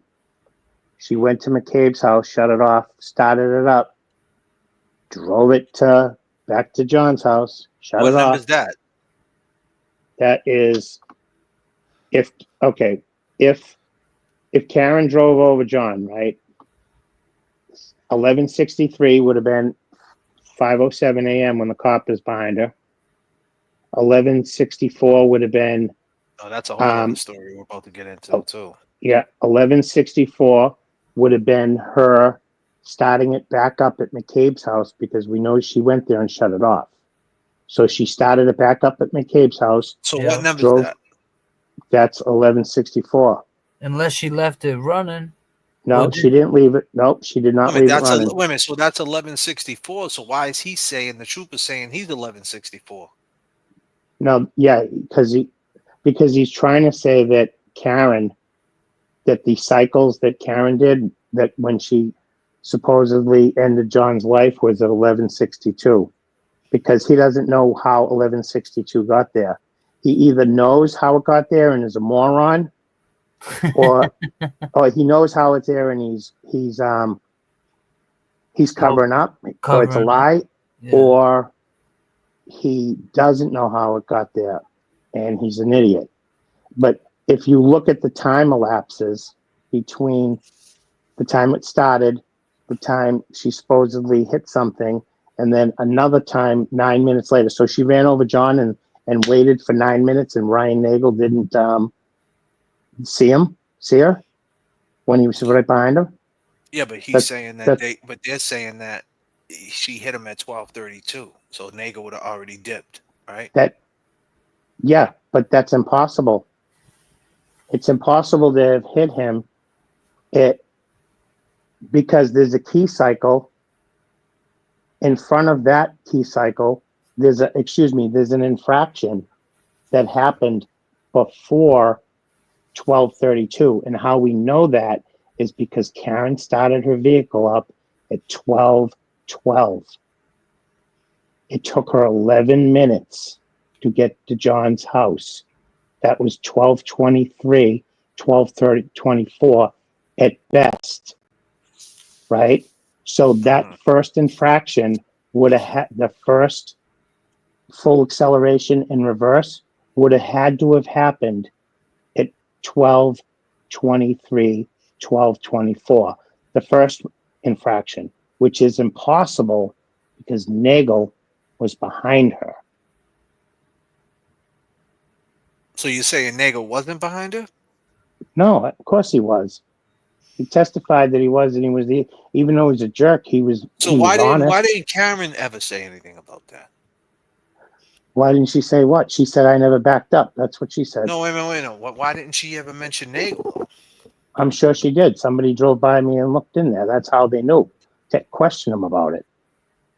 That's how they knew to question about Nagel. Where is it? Where's that at? I mean, she hasn't said anything in none of the. What do you mean? There's 4 documentaries. She never mentioned it once. Yeah, but it was mentioned. I don't know why she didn't mention. Let me ask you. There you go. Let me ask you this question. The question is, if Nagel's in back of you, she said in the documentary when she pulled up, it was dark and there was nobody out there. In the last one, she said she pulled up, so that's not true though, because because Nagel was there. So we don't know what sound bites that this guy Nagel was behind her. Listen, what I'm saying, my man. Right? Go ahead, sir. She said on the new documentary that when she pulled up there, right, that it was dark and it was quiet and it didn't seem like anything was going on. But that would be somewhat like, I don't understand how you wouldn't mention in that same breath that a car let us go, right? Well, maybe not mention that, but Nagel said they let him go, right? And then they crept up behind her. Yeah, and then they crept up behind her. So my question is, if he crept up behind her, the lights would be on the car. He would have vision on the car. He would see John get out the car, right? Unless they stutter step. But right when you take that left, 34 Fairview is right there on the right. Yeah, so I it's don't know what it's like. The driveway 60 yards away from the 80 yards away from the corner, something like that. Yeah, right when you Pretty take close. that left, it's right there. Yeah. So I just don't know why she ain't never mentioned that. I mean, it's 2 good things about it. I give you the good. I give you the good is 2 things, and we talked about this last time. 2 things. Either 1, she don't remember shit, right? And 2, she doesn't want to say that she's seen Nagel and lie.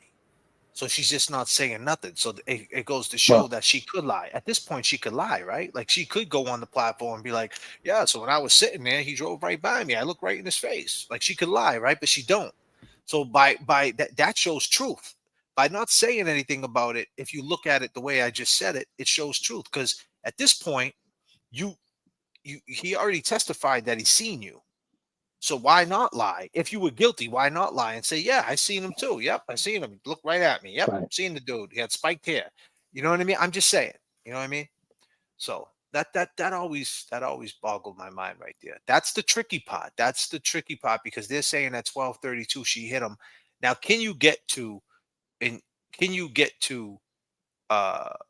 1 Meadows Ave in 4 minutes from 34 Fairview?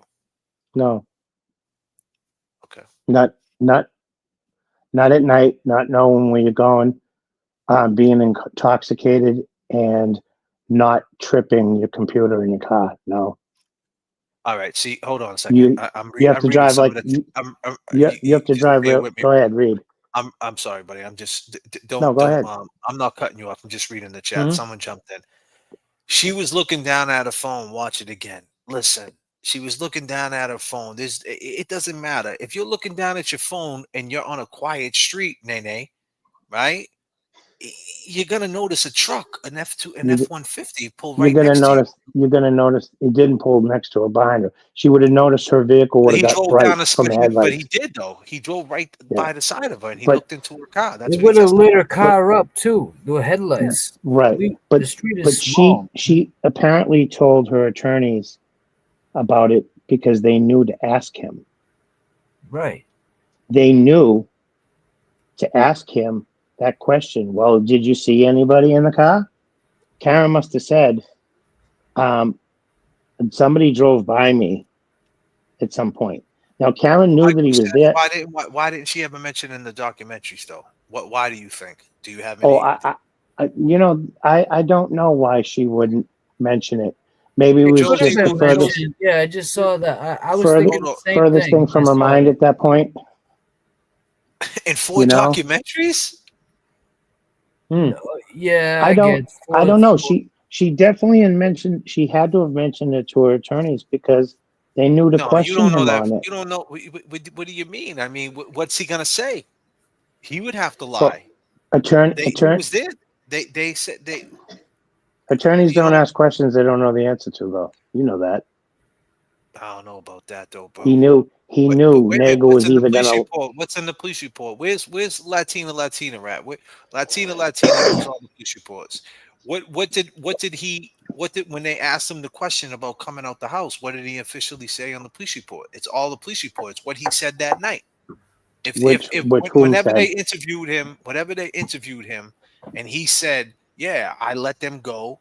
And I seen right. her only in the truck. He can't renege on that. That's in the police report, and that's what they brief No. him on. They brief him on the police Yeah. report. But my thing Yep. is this: why would you do a documentary? Right? Is it fair to say? And I'll ask James first. Is it fair to say that by Nagel driving by her and not seeing John in the car exonerates her? As far as not exonerates her, but puts John in the house. Yeah, it adds to her credibility. Absolutely. Yeah, absolutely. Yeah, But I would Why say doesn't that. she ever mention it? Right. Maybe because she's not trying.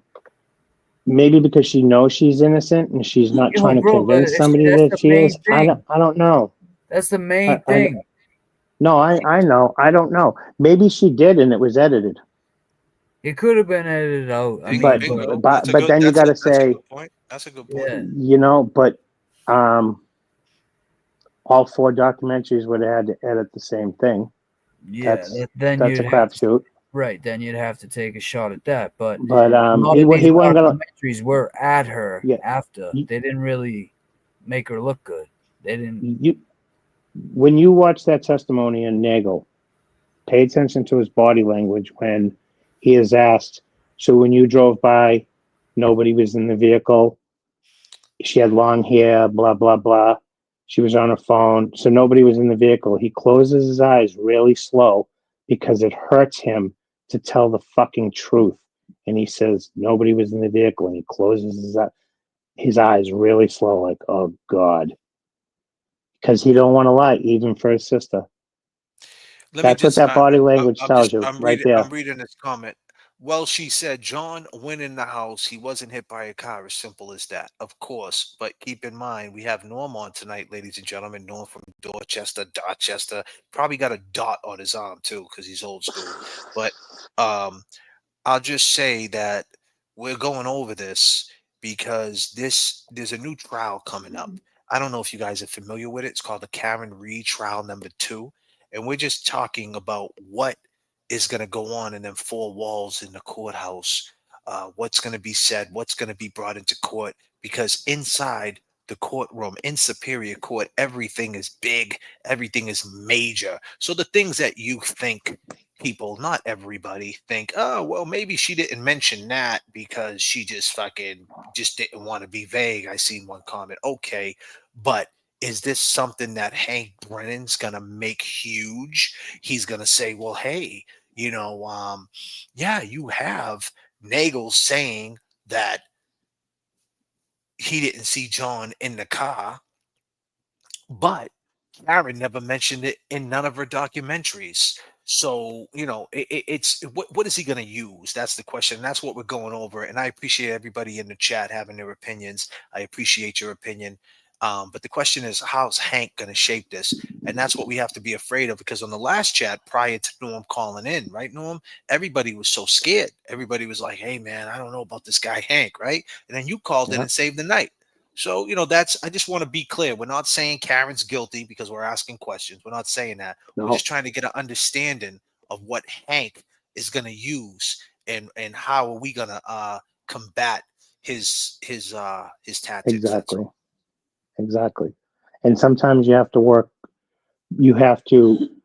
think like the Commonwealth. They're trying to use this evidence to convict her. So we have to look at it as if we're trying to convict her and find where all the holes are. Like if she ran him over, it like they're trying to say at 12:32, right? That's ridiculous because Jen just texted John, pull Right there. behind me At 12:31. Yeah. At 12:31. So But still, well, how about this? How about this though? So it's back to what now I have another idea about that. So 12:31 was the last text that Jen text John, pull behind me, right? Yep. So with that being said, the next time she said she goes to the window was at 12:40, right? That's a whole 9 minutes. And she said she's seen the truck. The truck was up by the flagpole, right? Now a whole 9 minutes went by. Now, so let me just back up a little bit. Now we know that there was movement on the phone at 12:32 going to the light pole, and the phone stops moving, right? Someone moved fast. You said, what did you say last time? They moved kind of fast. Double time. They double time, right? Yeah. So now the new scenario is by Boozy, by Microdots. People are saying Josie Lou. People are saying someone ran the phone outside and dropped it there. That's what they're saying. That's what makes sense. Someone said, hey, get the phone out of here. That shows that he came in the house, put it to where Karen was. So right off the bat, they were planning a murder. Right off the bat. Now, hey, it's possible, right? It makes sense. But now you could flip it the other way and say, well, if she looked out at 12:31, if she did text him and really didn't know where he was and looked out and said, pull behind me, then she goes back into the party. They're downstairs or whatever doing what they're doing. 12:40, she goes back to the window. A whole 9 minutes goes by. She looks out the window. She sees a car running. It could be a SUV out there running, right? She's drunk. What SUV could be running? It could be a Ford Edge. It could be Kevin Albert. The car's running. He's a cop. He would leave it running. He doesn't care. It's a cop's car. He's gonna leave it running. And then which way would he go in the house? He grew up in that house. He would go through the back into the bulkhead down into the dungeon. So where she thought it was Karen's car, still it could have been someone else's car because a whole 9 minutes went by. So that's another scenario. But then you got to ask yourself the question. But you got to ask yourself the question: why is the phone out there? That's a huge thing. So, with saying all that, what is the thing about the phone coming out the house and by the flagpole being dropped? Was that done by design? Is that something they did to get it out the house? Did that happen, or is there an explanation for it? Yeah, I'll be right back. All right. It's possible. Like I said before, you got two cops that aren't, especially Brian Albert. I mean, come on, he was a Marine. He's not stupid. He's a survivor. He's a cop. He knows about cell phone data, and Matt McCabe was there. He knows about cell phone data. Right. He knows a lot about cell phone data. They know that phone needs to be out of the house if that's what they did.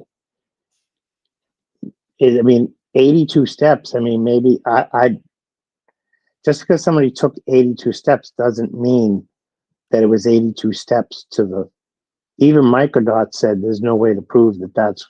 They just know that the phone took 82 steps, and it happened to be there in the morning. So I'm a little skeptical on that 82 feet or 82 steps or whatever it was to stick it out there. It's possible.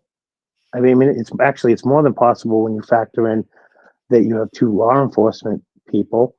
But that whole thing, Jen McCabe said the vehicle was at the flagpole waiting. Come on now, who's going to run somebody over and then wait? The story, we already know the story is bullshit. How is it possible for her to be there at 12:40 when she was back within a spitting distance to Meadows Ave at 12:36? It's impossible. Yeah, but then you're saying though someone ran the phone out that they were planning this from the rip. And so now on the defense side, I asked you this question before, but I'm gonna ask you again. We got 739 people on board. Now on the defense side, are they gonna go with that theory that someone ran the phone out when they talk to Jen McCabe?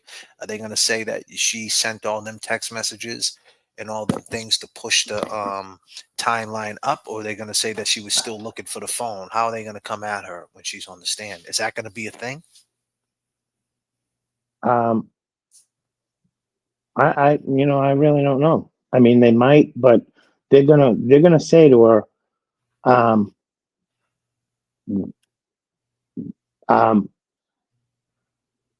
you text John at such and such time to say pull behind me, but we know that there's no way she could have been out there. And you're calling the phone, somebody answered the thing and hung up, then you kept calling again and calling again and calling again. Were you looking for a phone or were you creating an alibi? Either way, I don't think she was looking for a phone. Whoever answered it knew where it was. She was creating an alibi. She was creating a scenario. Right the there same and then, thing so with right then and there, you think Jen McCabe is creating an yeah. alibi right then and there? I think she's that. All right, so that's what you think. Do you think a jury buys that though? Is that getting a little deep? It is. I mean, if this was I'm not a lawyer. Jesus Christ, I'm not a lawyer. I would just pound in the fact that there's no way. I don't give a shit what anybody says. There's no way that Karen could have hit John with what you're saying, 2 triggers, get back to 34. 1 Meadows. Ryan Nagel would have saw her backing up, and we'll just say that she overshot the house, and the second trigger was her hitting John. That would be exactly when Jen said she was looking out the window to say, pull behind me. Right. It don't make no sense. The time doesn't add up where she hit him. Especially when they're saying they're looking out the window. They're all looking out the window. Listen, Jen McCabe said she added past the flagpole because they looked at the data stream and said, oh, this vehicle backed up 24 miles an hour for 2.2 seconds and it traveled 60 feet, blah, blah, blah, blah, and knew that the only way to place John's body where they were planning on dumping it would have to be in front of the next door neighbor's house. They're trying to fit the evidence to the stories that came out. I hit him. They have a crime. I mean, their evidence, their bullshit evidence, and they're trying to. Every ignition cycle has a key. Let me ask you this question. Go ahead, sir. Let me bring this. During his testing. Moving backwards in time, we know the next key cycle was when the SUV was drove off the tow truck. During his testing. He was creating key cycle 1162. It wasn't Karen putting in the key. Let me show you how we know this. Trooper Paul started the car, creating key cycle 1164. So he started the car and he's saying he created 1164, right? During his testing. Yeah. Moving backwards in time, we know the next key cycle was when the SUV was drove off the tow truck and pulled into the police department's garage. This would be cycle 1163. When the police department... Now, let me ask you this. That right there, when they're pulling out the driveway, right there, you see that? Yeah. Is that 60 feet? took possession of Karen's car... No, but if the wheels are spinning, it could be 60 feet. Okay.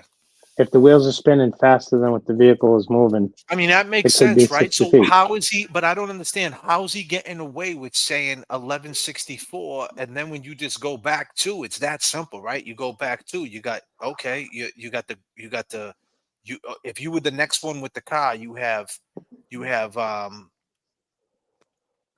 you're the next one with the car, you have, okay, the next one's the Sally Port, and the next one after that is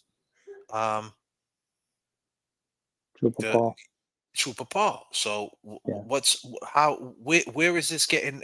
Why all of a sudden how's he mistaken her 1162 for that? How's he say? Because then after that, the car, because even before that, after the car getting dropped off, then you got the 5 a.m., which would be 1160. Which one would be that one? That at 5 a.m. her drive. 1163 That would be 61. It would be 61. No. We're going to give the Commonwealth the benefit of the doubt. 1162 is what they say. Karen backed up twice. I don't know why, but she backed up twice.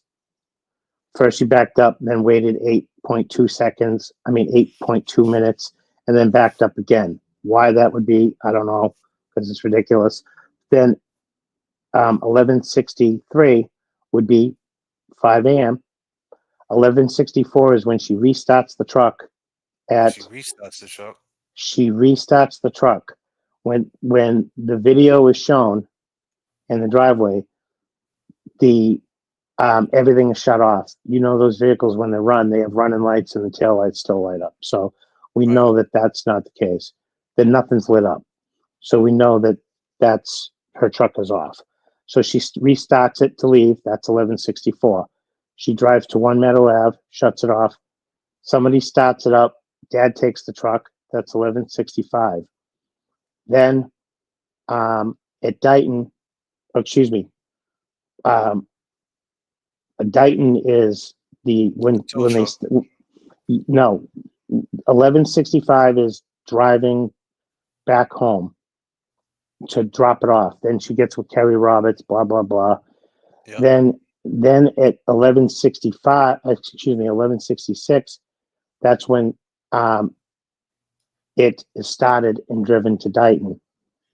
Then 1167 is the tow truck putting it on, the vehicle on. Then 1168 would be coming off the tow truck. Trooper Paul should be 1169 if Karen was to hit John O'Keefe. But instead, they want you to believe that she hit him at 1162, that it drove up a tow truck. That it drove to Dighton, drove up a tow truck, drove off the tow truck, and only created one key cycle. Trooper Paul said, well, there's different ways that it registers key cycles. No, there is not. Even when you remote start one of those cars, it still registers a key cycle or ignition cycle. It doesn't matter. Anytime that button is pushed and your foot is on the brake and it's running, it's registering. Anytime the truck runs for more than 2 seconds, it's an ignition cycle, key cycle, whatever you want to call it. The ignition cycle is when it's running. When it's running, yeah. A key cycle is when you just turn it forward in accessory and then shut it off. But that's not. Nobody does that. Right. Everybody puts their foot on the brake and starts it. We're going to get into something a little bit interesting that I noticed yesterday. Okay, let me ask you this: what do you see in this video right here? A couple of families who have deep ties to the town, the Alberts and the. When you see John walking up to Higgins, at the table are members of a couple of families who have deep ties to the town. The Now keep in mind, he's walking up to Higgins, right? Now look underneath the timestamp. You see Jen McCabe. She's clapping. She's kind of like alerting, the Pipples, Big Bad Brian A. and Higgins, that look, they're here, and Karen's here too. Yay, they're here. They're finally here. And he goes walking right up to Higgins. Higgins gives him a look. If you look at him right now, he gives him a look like, what type of time you want? He got that left hand out. What's going on? Does he know what I've been doing? What's going on? Then he turns around and he looks right where Karen's walking away. She doesn't follow John. She walks right away from him. But this is where it became all undone. Alberts and the K's. We've got Chris Albert. I want you to look at Higgins again when they first initially walk in. And look at Jen McCabe. She's clapping. You see her back there clapping? Yeah. Look at her clapping. Members of a couple of families with deep You see her? That's her clapping when they walked in. And you see after she clapped, if you look, who turns right around? Albert. Big Bad Brian A. Look. Get his attention. Look at this. It was almost like, hey, guess who's walking in? Exactly. So what do you Kind think of about like the when water? it's kind of like when waterfall video? I think it says an awful lot as far as anybody that thought that Karen is the one that's supposed to have she has the reason to want John because she got caught sexting somebody or this, that, and the other thing. But when you look at that video, between the text messages, and all this other stuff, and then Pizza Man Harry there, whatever his name is, grabbed a man that has got a man that's got at least 60 pounds on him. He grabs him. Grabbing him right there? Yeah. Look at John. Look at John's expression though. Watch John. What John does. Look at John. Look what John does right here. He's talking to him. And right here, he does the heel toe. He looks left. He looks right. He's laughing like, what's kind of shit this dude on? And that's boom, exactly heel toe. Come on, motherfucker. This clown. You're gonna do it in a second. Look, here we go. Here we go. Boom. You're Hands gonna do up. it. That's like it's on. That's saying it's on. I'm ready. Whatever you got. Bingo. And he just did that thing with his hand, with his finger in front of his head.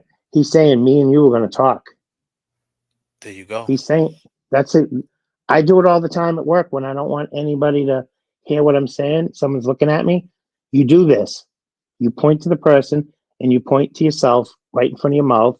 That tells people, haven't you ever done it? I'm sure Bingo. A million people have had. Especially cops. The cops know. They got a lingo. They know what time. It's like gang mentality. It's like, if a gang say was in a bar or something like that, they know they could just throw up hand signs and know that it was on.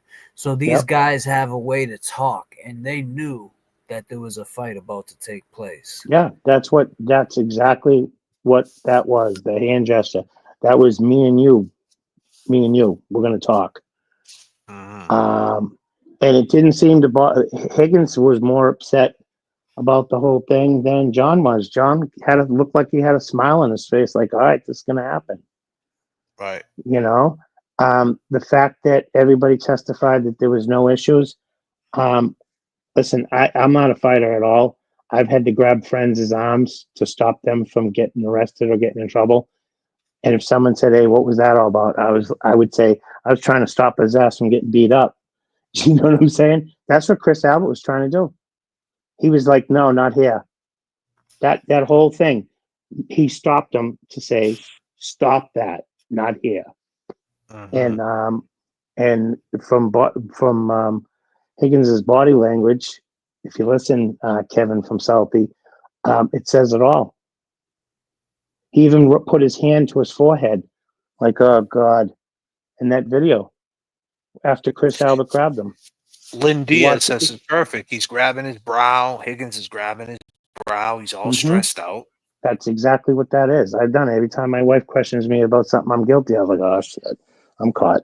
So what were you going to say about Trooper Paul? You found some interesting stuff. Yeah, I found some interesting stuff on key cycle. Pull it up on your screen again so you can see it. so I can point it out to you. It's key cycle 1164. I want to know why that car, 1164, you see the time elapse? 1 hour, 28 minutes. Okay. You know what that's telling us? Go ahead, tell me. That car was running for 1 hour and 28 minutes before Trooper Paul threw it in reverse and jammed on the gas. That's I believe it. It was. Why? Before.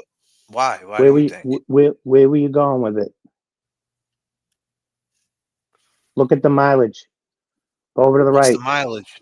What's the mileage? The Did it go mileage up is after? I'm going to do this by memory. It's 12,665, I think.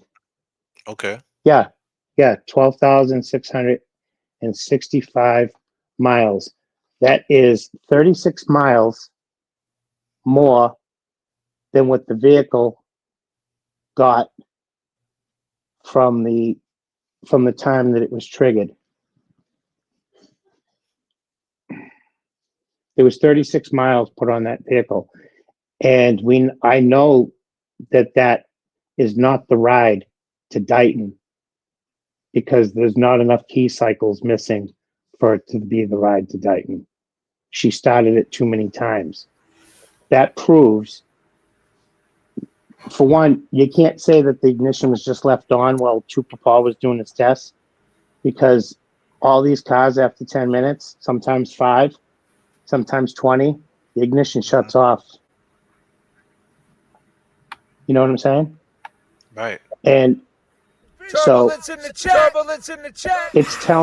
what that's telling us is that's a free snapshot of the computer at key cycle 1164 when Trooper Paul stomped on the gas and tripped the computer. The computer, when it triggered the computer took a picture of the information that was available at that minute. And the speedometer, the odometer, was that reading. 36 miles more, which happens to be a little bit more than the picture of Dighton. Why do they run that vehicle for 1 hour and 28 minutes? Could it be to drive it around the neighborhood for a little bit to put some mileage on it? Because they brought that up. In the first trial, they brought up the mileage. But nobody said, hey, how come that vehicle was running for 1 hour and 28 minutes? Who does that? You're testing a car. You're not gonna let it. Why do you think it was running? Because they were driving it. Somebody was driving it. That vehicle didn't sit there with the key off, not moving. The key would have shut off. You can't blame the mileage on Karen because there's not enough key cycles from the time that Karen would have drove that vehicle. There's not enough key cycles. There's not enough. We already talked about there's minimum of 3 that vehicle would have taken after it supposedly was at 34 Fairview. Okay? There's a minimum of 3. So we know that 1162 happened while the police had it. We know that. It's impossible for it to have happened when Karen had it. So with that being said, who drove the vehicle for 36 miles? That's a really odd number to drive a vehicle, wouldn't you think? What do you mean? So you think they went? You think they went somewhere for 36 miles? I think they drove it around the fucking neighborhood. Yeah, I think they put 36 because they needed to track. They needed to put. I know this sounds like I'm crazy, but I'm not. I'm not. If I'm crazy, then explain where the 3 key cycles the 2 other key cycles are that are missing. What they do it for? Tell me. They did it because somebody, if they had the vehicle at Canton Police, saying that 1162 was the incident and 1163 was Paul testing it, and there was only 6 miles on the vehicle, they would say, well, how was that possible? Her dad drove the truck to Titan. That's 31 miles from Canton. They knew what they had to do. It's not a coincidence that all the GPS information from that car is missing. That it's no good, because that would have proved where she went. That would have proved where she went. They could have accessed that information if they wanted to. You know how state troopers are, and that state trooper Paul, his job is to just do that, like figure out the science and the modems and all that with the car. So these other staties that are out there on the street, they could persuade him to do whatever the fuck they tell him to do. He's doing it. If they tell him rip a box out and make it do this, then he's doing it. That's what type of dude he seems like to me. That's just how he came off to me. Look how shook he was on the stand. On a simple question, what happened to the other key cycles? He started stuttering, saying, it depends. Because he knew he did something wrong, man. Well, he knew that he knew, well, at the very least, I'm not going to throw sand in his face and say he knew that he did something wrong. I think they told him, this is the information, and he was going to go with it, not realizing that the vehicle had been started multiple times before he got to it. Oh, you think they did it already? I see what you're saying. Yeah, that could be possible. If he knew that, he would have came up with a better goddamn lie than, I don't know, a key cycle is a key cycle. Are we talking about ignition cycles or key cycles because they're different? I don't know why it didn't. There's different ways that it registers. No, there isn't.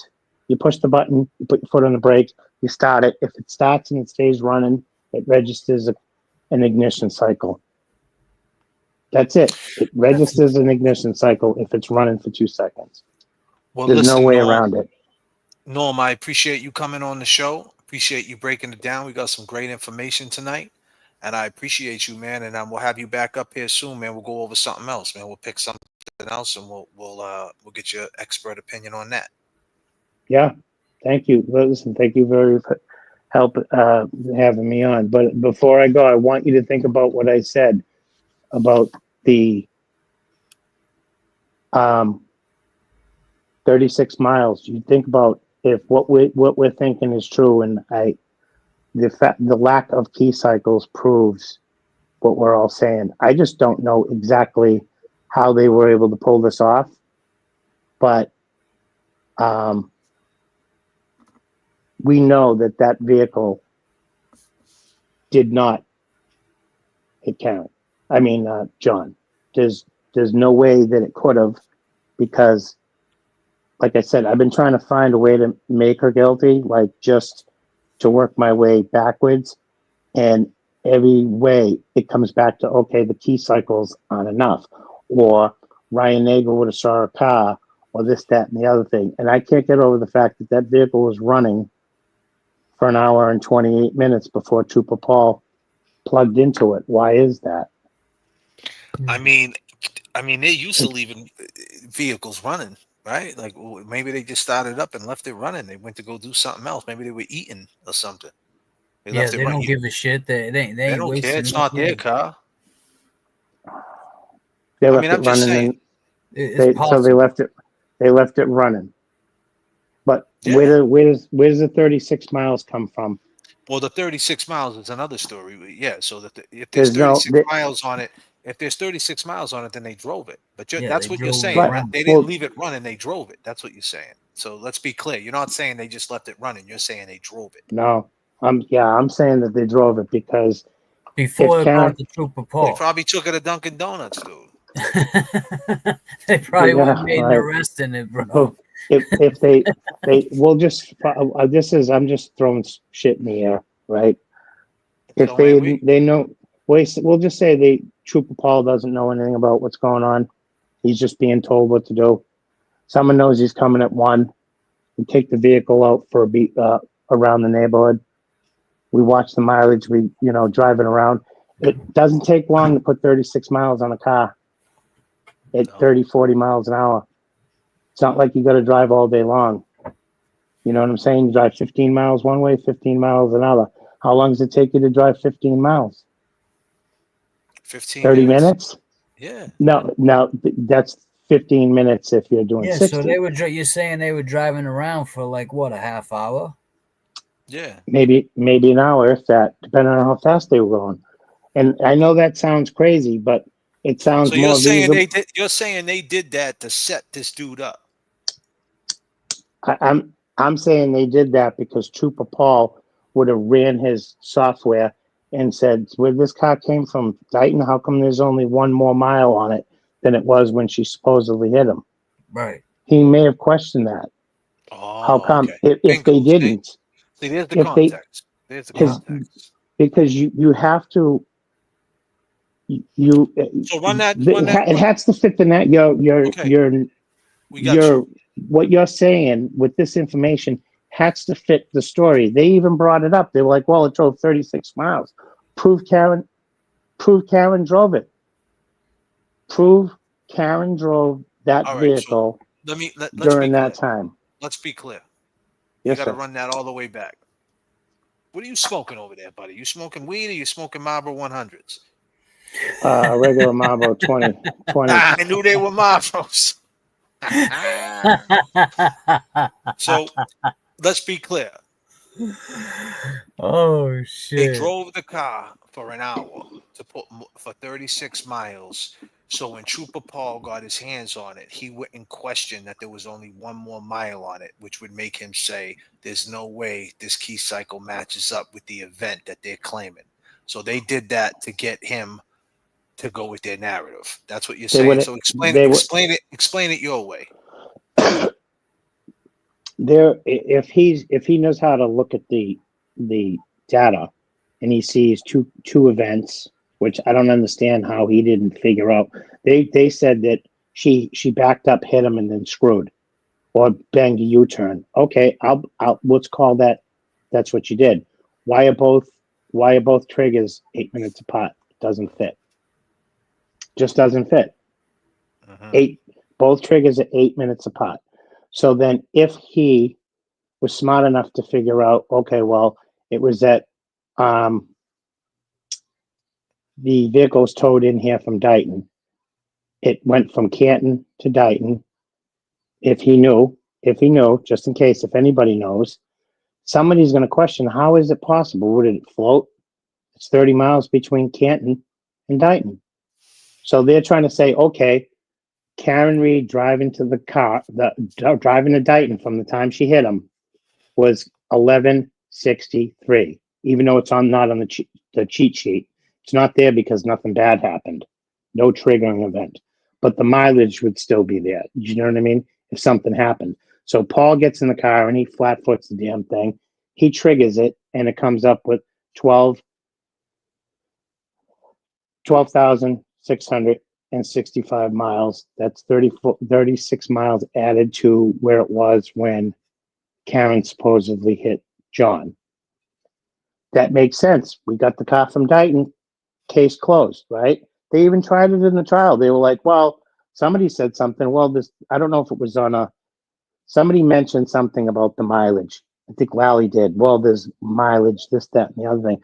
So what, did she hit John and she just left the fucking car running all night long and at everybody's house and never shut it off?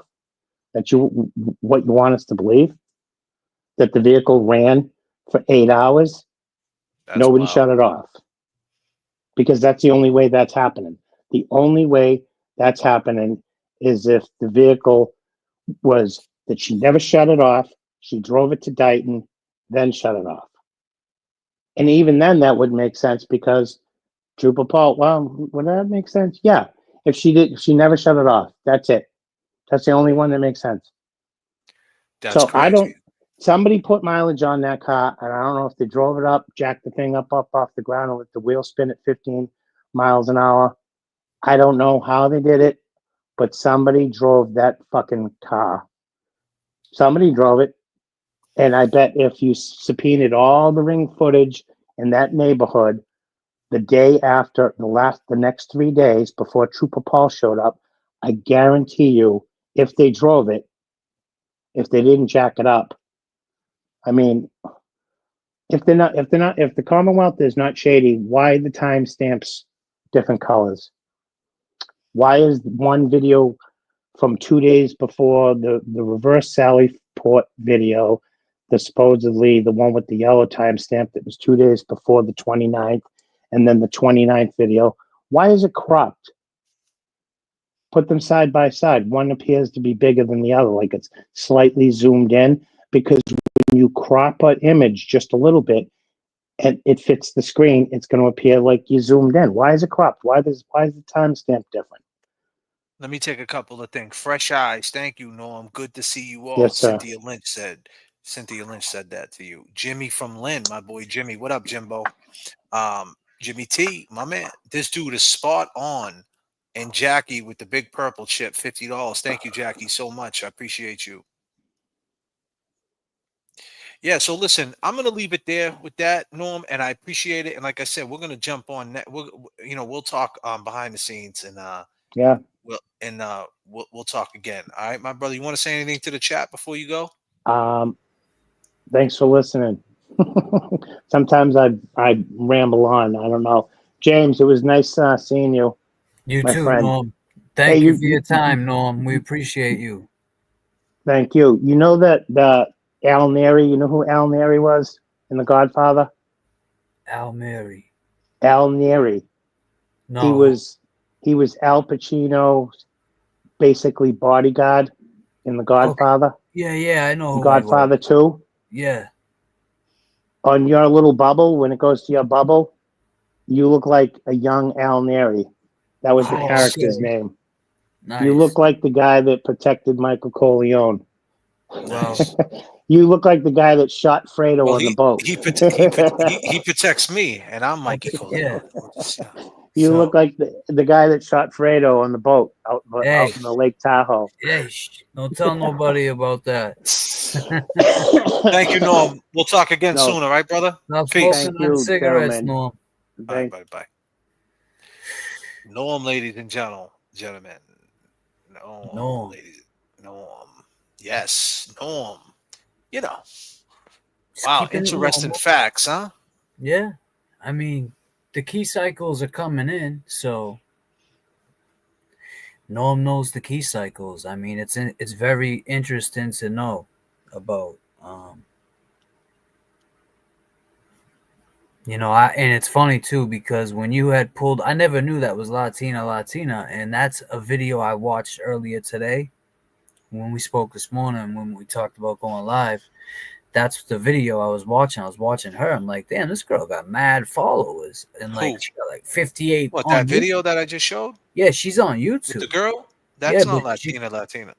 Oh, okay. I thought that was Latina. Nah, she's just she put you onto that. She emailed me, and because everybody has their own thing in this, right? Right. And Latina thing is the key cycles.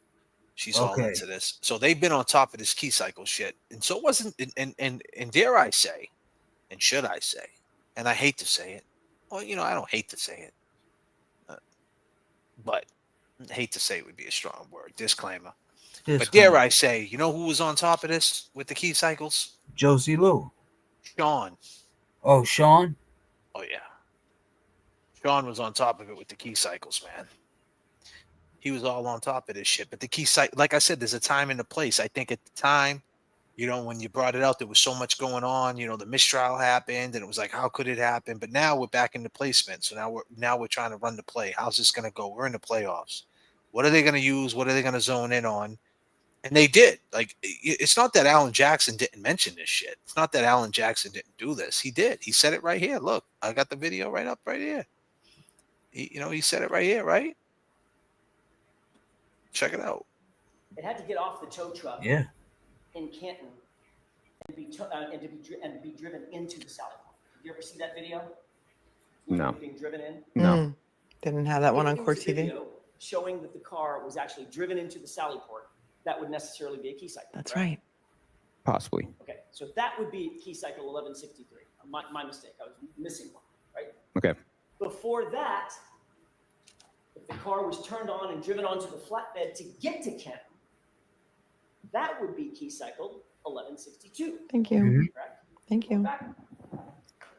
It's possible.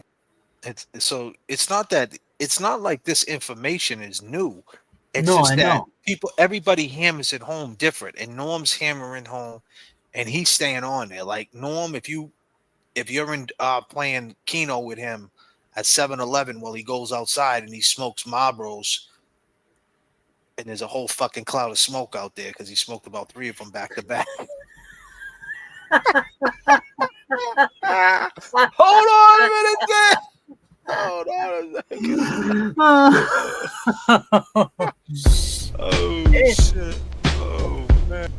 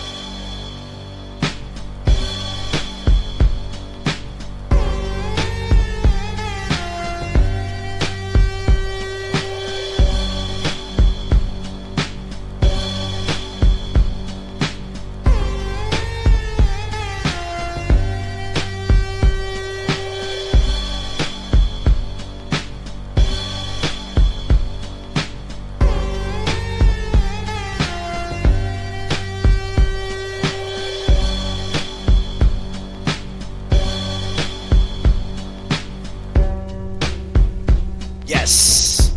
How we doing, chat? How we doing, chat? How we doing? How we doing, chat? How we doing? If he was outside playing Keno, you know, they got the big screen that points outside the window so you can actually sit outside and watch the members play. Norm would be out there smoking 3 cigarettes back to back, talking key cycles.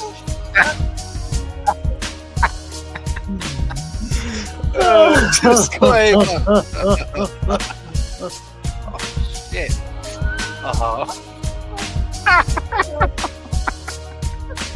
Calm the fuck down, James. Oh shit! You got a cigarette, Norm?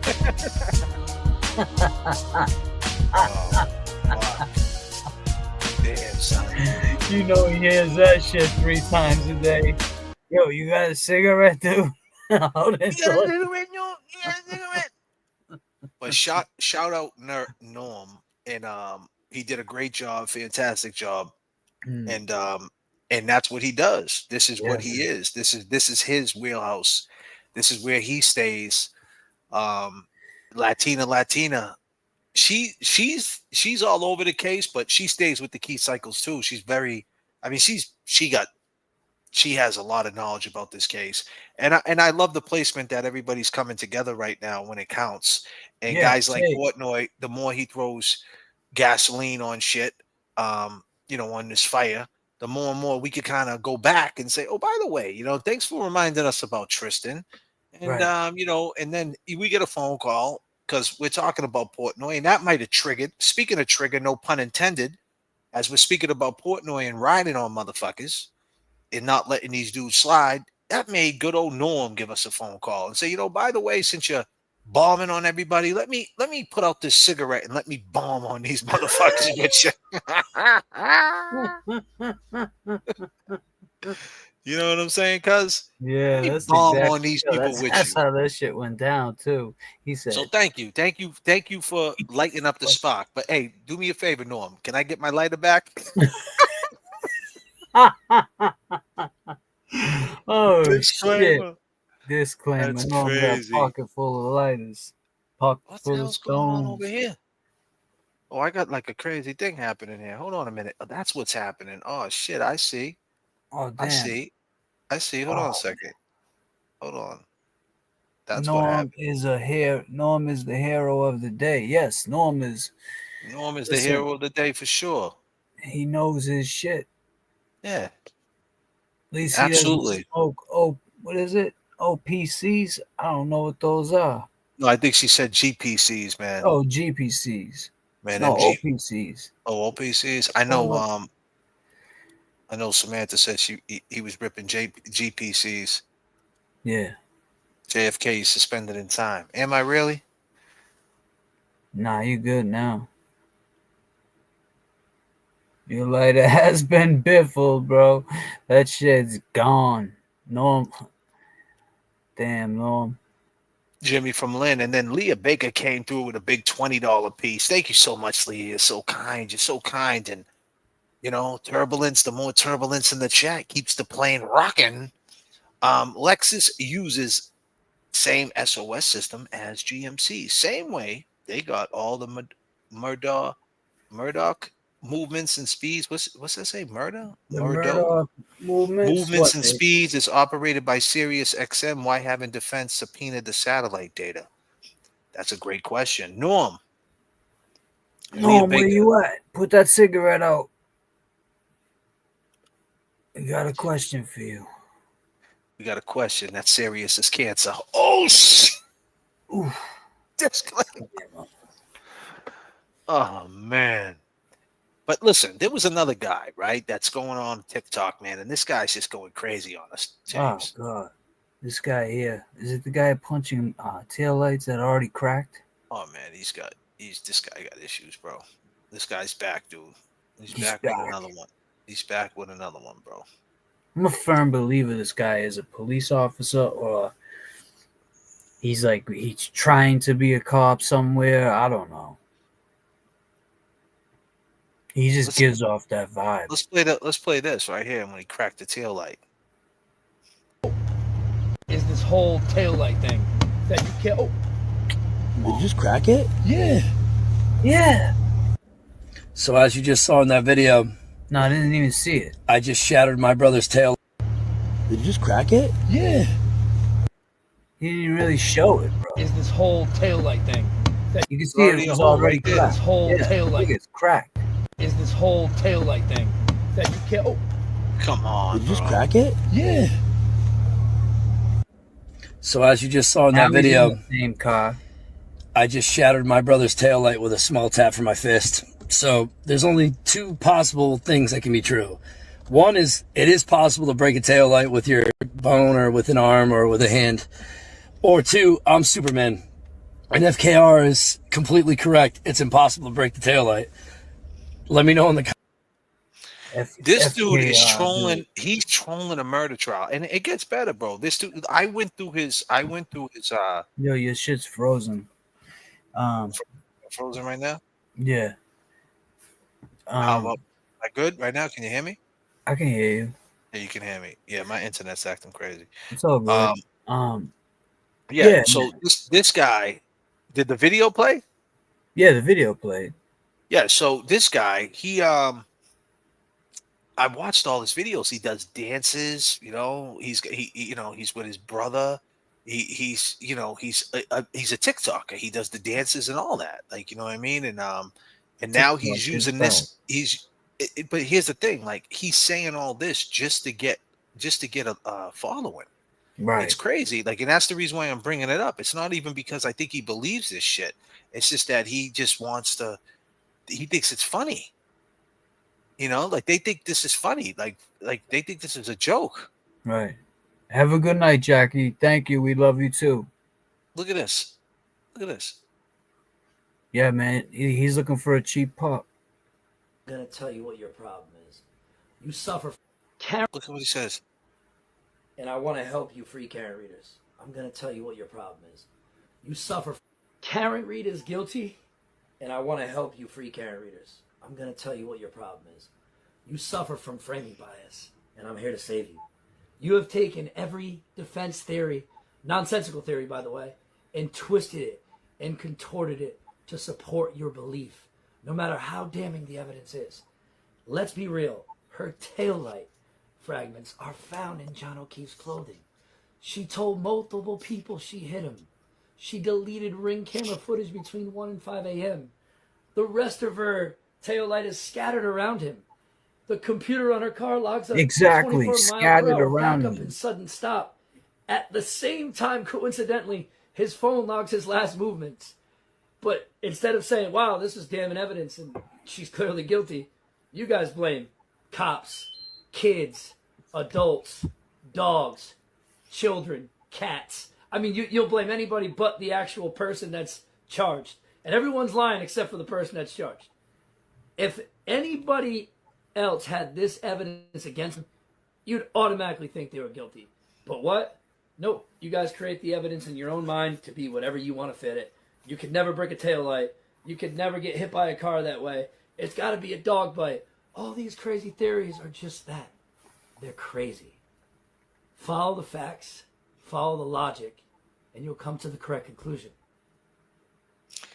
My dude, let me tell you something, man. You're fucking late to the party. You know that, bro? You're fucking really late. Really fucking late. You're really late, man. You know, listen, you're talking about follow the facts. Like, what do you think that you're making an impact when you running your mouth like that and tapping on taillights that are already broken? Do you think like you're making an impact? Like you're gonna like it's a movement what you're doing, like you're gonna move the needle. You ain't moving shit, bro. Every video you're in that same lazy ass t-shirt with that whack ass chain that you got at fucking Square One Mall at a kiosk. Now you need to calm the fuck down.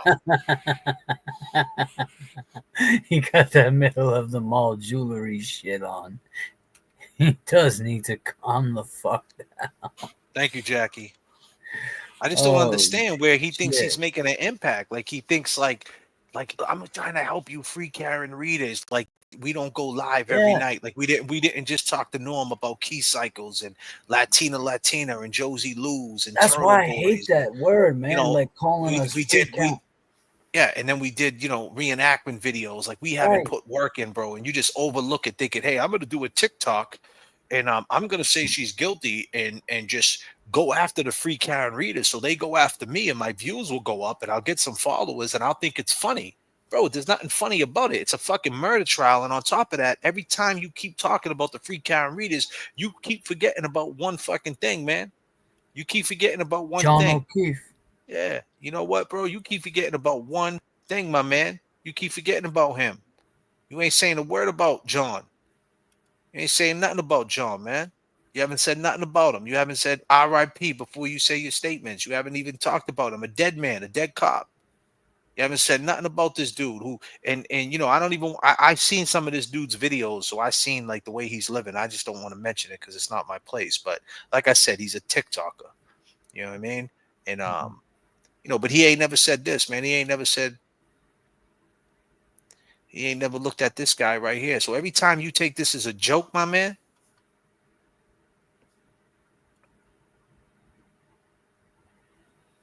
every time you think this is a joke, because look at the way you're talking.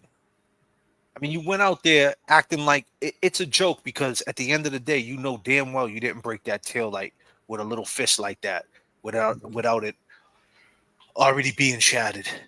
Yeah, and why would you? Yeah, there's no way. You know that's a lie, but you still put that out there. And that's the thing, right, James? Like he took the time.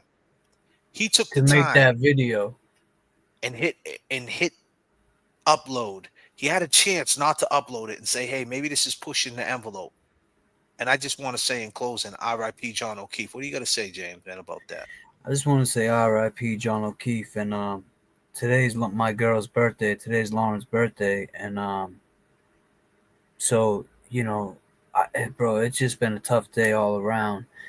So I just want to say that, I miss you, Lauren, and I just miss you so much. And since life is changed, it's changed for the better. I'm happy where I'm at, but I just miss I miss my girl, and today's her birthday. So I just want to say happy heavenly birthday to my girl, Lauren. Absolutely. Happy birthday, Lauren. And did you see this, James? This would blow your fucking mind. This is a question. We're still going, man. We ain't wrapping up just yet. We got a couple more minutes with you guys. Reed killed John O'Keefe, then why was the Canton Police Department watching over her the evening John O'Keefe was murdered? You heard me right. Karen Reed was being watched over. Someone was staking out 1 Meadows Ave, John O'Keefe's home, as Karen Reed was asleep. This is not a conspiracy. It's on video. And many of you missed it. Karen Reed left John O'Keefe's home at 5:07 a.m. on January 29, 2022 to look for him. It is only 8 seconds later that we see a Canton Police Department vehicle with their lights on following her. And it was all discovered on John O'Keefe's Ring camera. Take a look at this. Oh, shit, dude.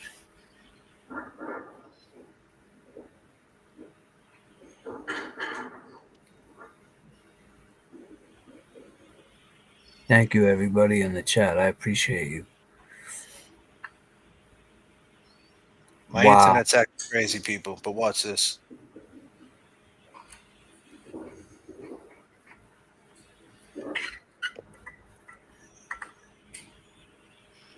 This girl, I want to say thank you to Video Jesus Abby, one of my friends, over on Twitter, because it was actually on Yeah, one of she's good, John man. Camo's I seen her Canton on Young Chronicle with Jokes. Eric on YouTube, one of their lives, that she pointed this out. We have red, blue, Watch red, this. blue, and then it's going behind that bush. Here's the blue. Yep. Here's the blue red. Yep. See, there's blue multiple times. I mean, you can literally count at least like 10 frames of blue, because again, this is slowed down. So this is like slow mo. Wow. Like right there. I'm looking. Could have right been Kevin Albert, Jay. Yeah. So He was working that night. We're gonna talk about And it. then even when it goes That's to what they say. we still see the same pattern. So we see blue again. Like this is not, and it doesn't really look like an ambulance or anything like that to me. So that's where I'm like, see blue again, blue. So we still have this consistent pattern, but wait for it. So this is where it should come out of the bush, right? And then it will cut. It cuts. So it seems to always cut on very convenient times. Like, why did it cut right at that moment? We know My why. friend Abby is not from Massachusetts, but I sure am. And if you're from Massachusetts, you may be aware of the Mass General Law C90, 70, I don't know how to say that, display of red or blue lights on vehicles. I personally once was a Jeep owner, and I wanted to once put colored lights on my Jeep. And guess what? I had to learn this law really quickly, that you cannot just put red or blue lights on your vehicle in Massachusetts. As stated in this law, red or blue oscillating lights can only be used for official business by any police department of the Commonwealth, or a vehicle owned and operated by a police officer, or a vehicle operated by a police commissioner, or a vehicle actually being used for transportation of persons who are under arrest. Are you getting the hint yet? What I'm trying to state, for any people that are not in Massachusetts, or maybe people in Massachusetts who don't know the law, you cannot have red or blue lights on your vehicle unless you are police. Frankly, there is no denying this. It was only 8 seconds from when Karen pulled out of One Meadows Ave when this vehicle was right behind her. Where this police vehicle went afterwards is up for speculation. Could it be shown on business camera footage? Yeah, absolutely. Are we ever going to see that? No. I have a hunch I know exactly where this vehicle went. For those of you who aren't local or unfamiliar with the area, this is One Meadows Ave. And just a straight shot in one turn leads to the police department. Karen Reed was being watched by Canton PD that night. Let's go over the timeline again. Shout out to my friend Sleuthy Goosey again, because this document has come in clutch for my reporting. Here is what we know based off of phone calls within the officers of the case. First up, we now know that Brian Higgins was at Canton PD and made a phone call at 1:40 a.m. We know Jen McCabe was still driving, and she didn't get home until 2:12 a.m.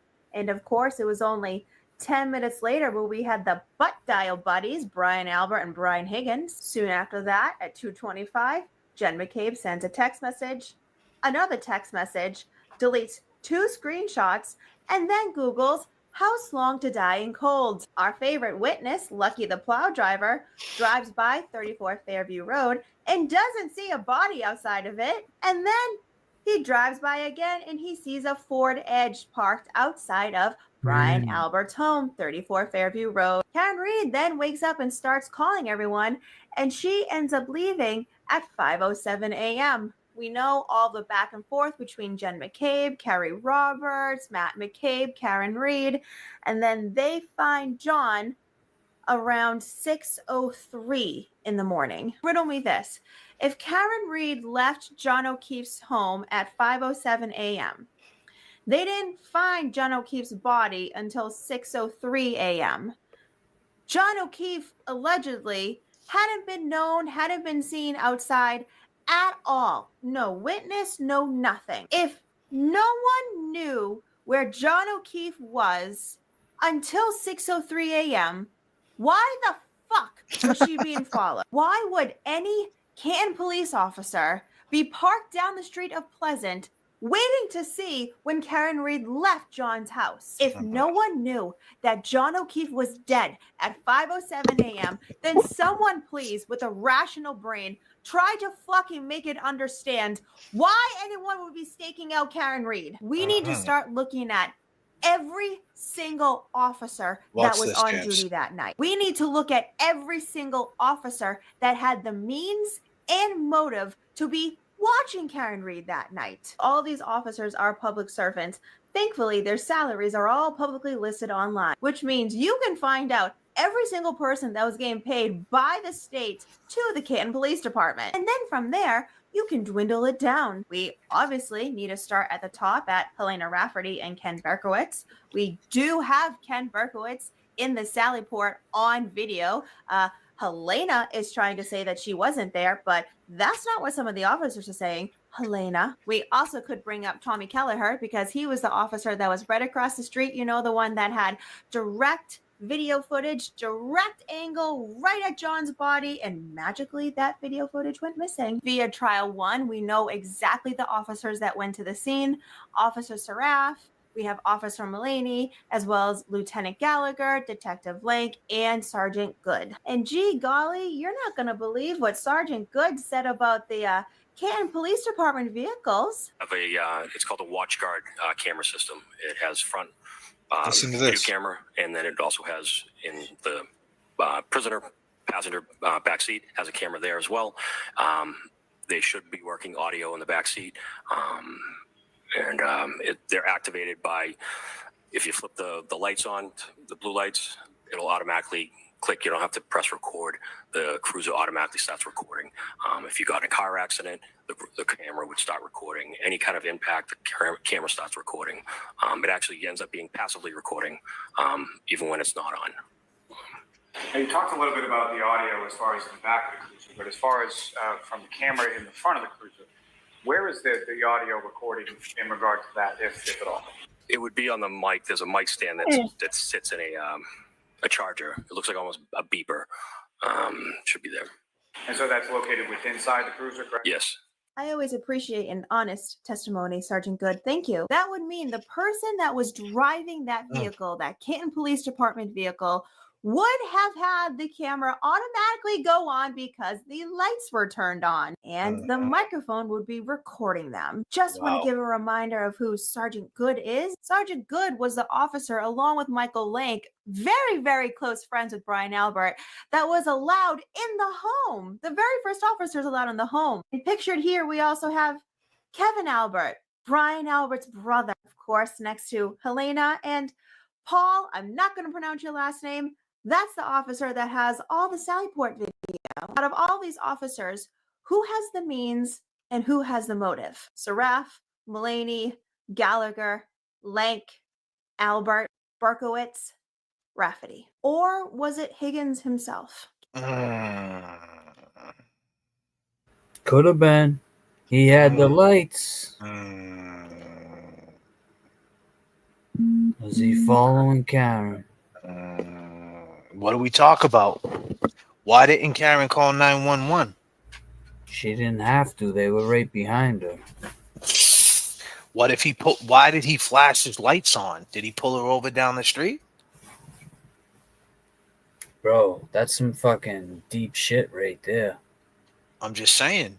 We always talked about that. If anybody's familiar with the JFK show, we always say she never called 911, right? She called him the next day at 11:54. You know, did they talk?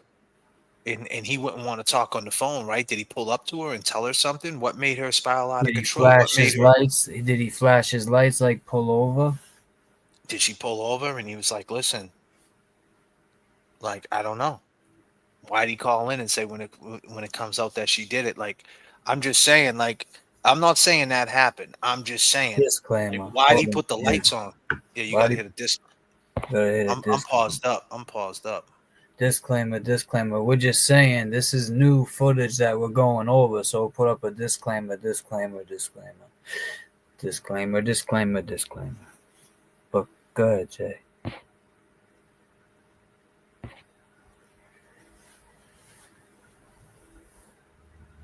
I mean, it's just weird to think. I'm just my shit's so fucked up, man.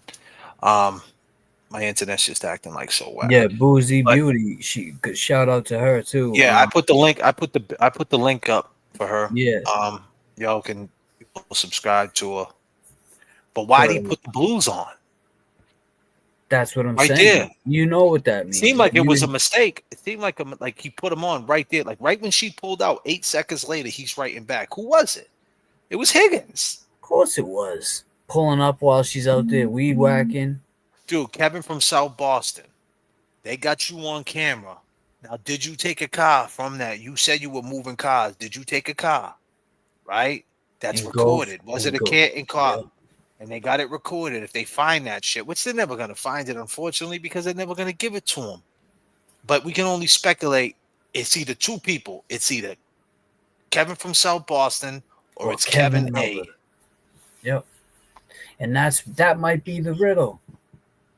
He's There's dry always a riddle, snitching on right? Kevin Albert. I'm He's just dry- saying why he could be dry we snitching on always Kevin we A. always ask that question. Why was she so ecstatic when she pulled up to Jen? Like, you know, like why was she so out of her mind? Yeah. Like what happened? What got her there? And did she notice that? Like, you got to ask yourself this question: if you're driving drunk at 5 o'clock in the morning and they got the lights on, you're gonna notice that she ain't never brought that up. No. Oh, I don't want this one to start going crazy. So what they flicked the lights by mistake and then they shut them off and they crept with her and they followed her, or did they keep the blues on? Because they took the left. I mean, that's crazy. Listen, there's no way, man. On One Metals Ave, there was a cop driving around with his lights on at the same time she was pulling out, as a dude was on the ground allegedly. So Like, what come on, time? man. What time was that? That was right when she pulled out. What time she pulled out? 5:08. 5 a.m. or some shit. There's no way. Listen, I don't want to say bad stuff like I'm talking shit about Karen, but I'm saying like that. I'm not talking shit. I'm just saying like, I'm going back. Listen, I question everything because we always talk about something. 4 months later, in June, Karen gets arrested. She gets indicted. She's inside the police station. They say, "Yo, it's murder now, Karen. It's a murder beef." What does that mean? She says. We seen it on camera in the documentary. What does it mean? It means you're all done. We're gonna raise your bail. You get rearrested. She had to sit in jail. The whole shit. She says, "We're in on the same joke, right? You know, it was Colin. It was Brian, Albert. She never mentioned Higgins. You think of all the people that she would mention would be him. That's why I believe now Higgins so what I'm didn't saying, want smoke at the bar. He got pulled back into it. Like, yo, you're taking care of it. Let's before we jump out of it, before we make scenarios about what happened with that. Right, We're talking about at this moment. Listen, that's what you're saying. You're saying he didn't want no smoke. I don't know. That's a far-fetched that he didn't want no smoke when he's in the bar with Brian A, knowing that he's talking to John. I just don't think he was But about listen what that I'm saying. life. Listen what I'm saying. Okay, but he is about that life. He's starting trouble no matter what. He's Right. talking to He's John going O'Keefe's behind- girl, and he's at the bar with him. Right. I'm just saying, no matter what, if he didn't want it to turn out that way, he sure He's sure all the signs was making it seem like he was starting some shit. That's all Yeah, I'm he saying. was I'm in not on saying it. Yeah, he was he definitely didn't have in a on it. change of heart, but you're Right. saying right at 11:58. Listen, 11:32, he texts, "I'm well." It could have been this easy. I'm well. Hey, John, this fucking guy's texting me. I just told you I didn't want nothing to do with it. Like, what? How? Like, you know what I mean? Is that what he's looking for? He's looking to see her movements at that I'm well shit. You know what I mean? He wants to see what she does. And then when she knows sells it again, then they keep peacocking. 11:47, 11:55, boom, boom, boom. Then they do the kiss.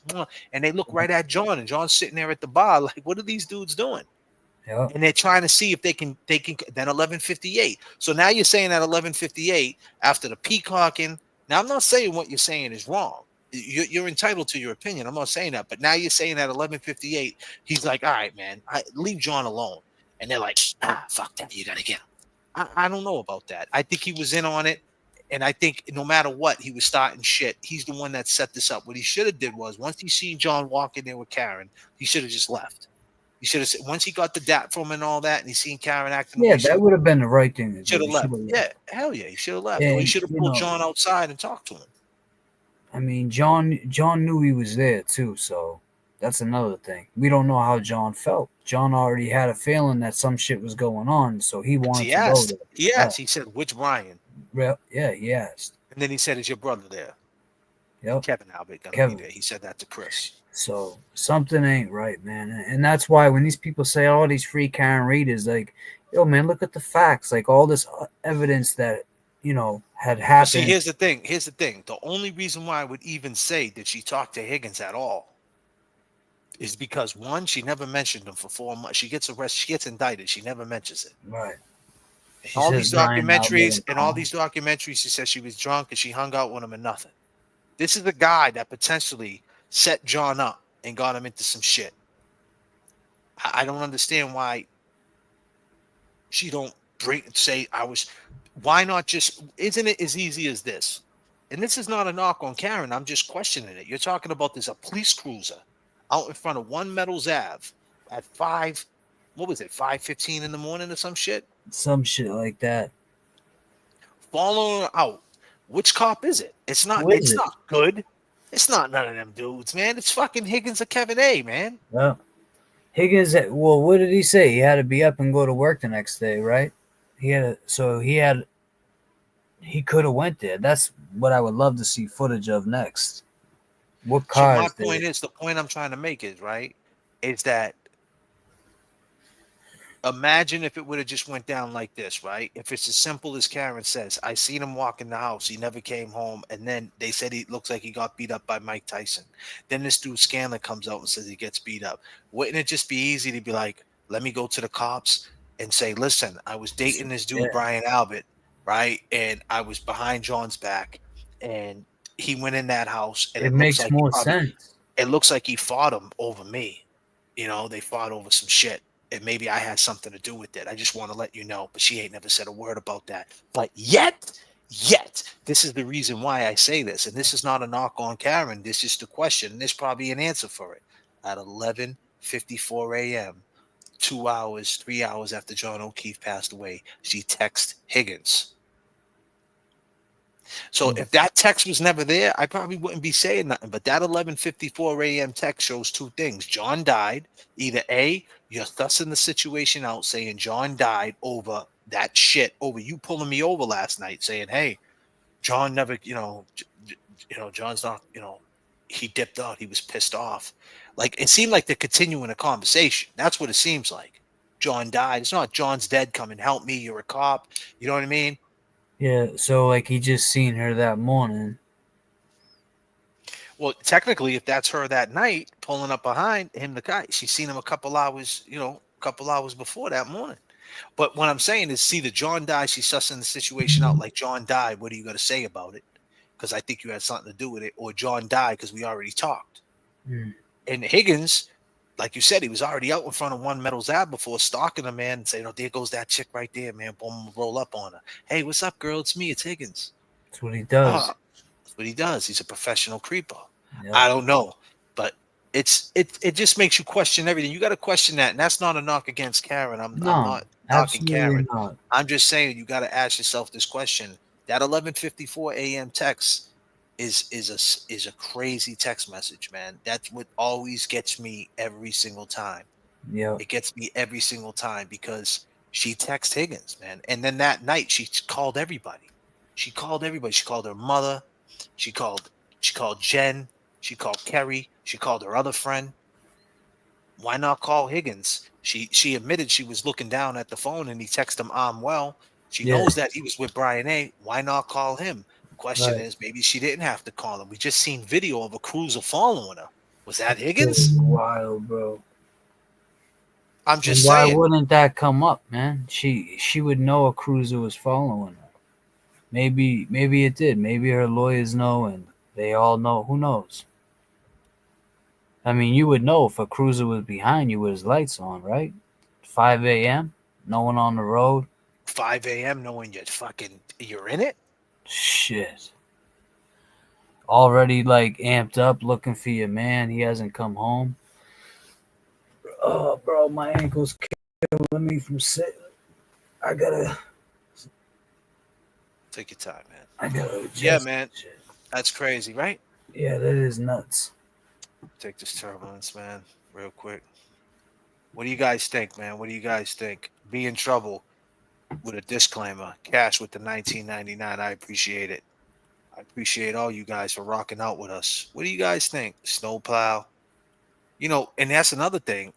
Does that? Keep in mind, right? Now, disclaimer.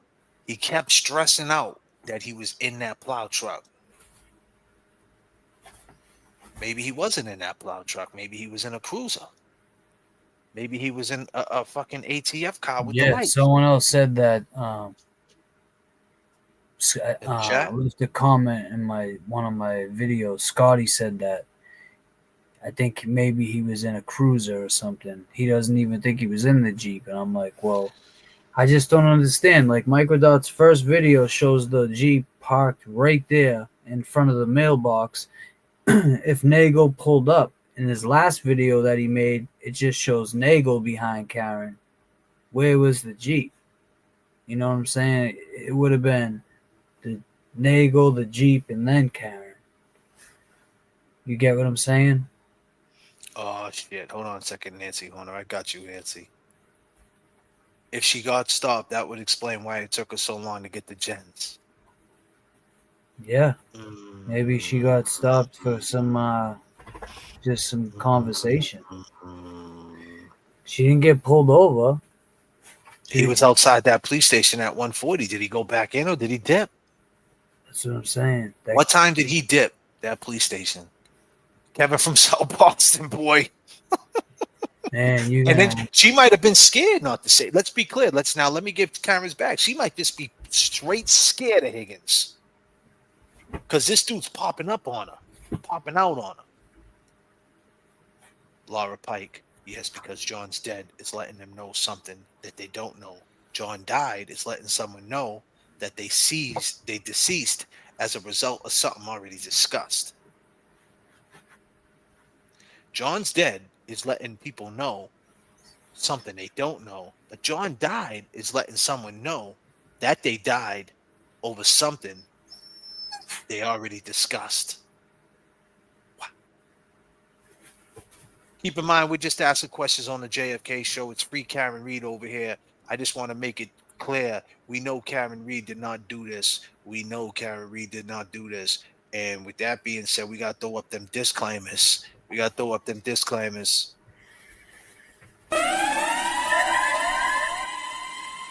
Reed is innocent, but we just got word by Boozy. Boozy Beautiful.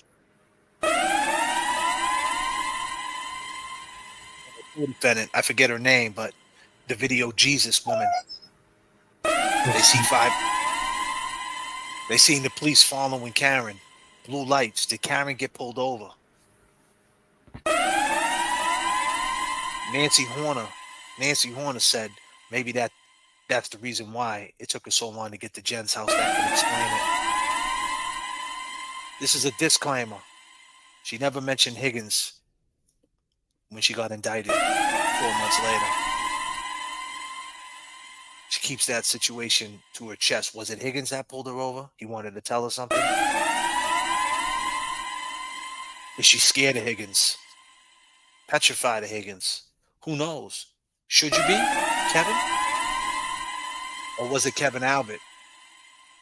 One thing's for sure, there was the police following her. Free Karen Reed. Free Karen Reed. We just got questions. 5, 4, 3, 2, 1. You wrong. You wrong. You.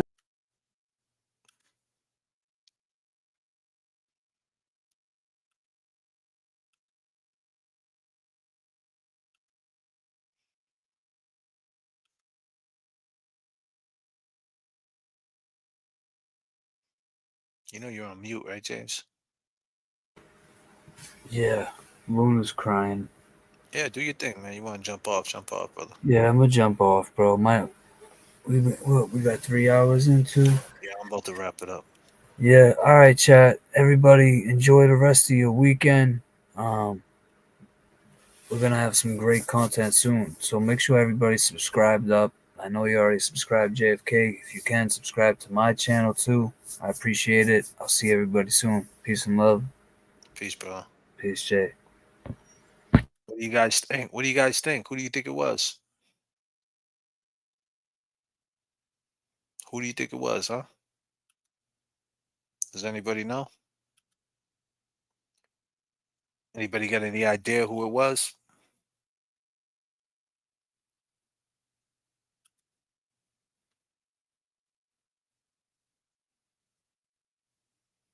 It's crazy, right? It's nuts.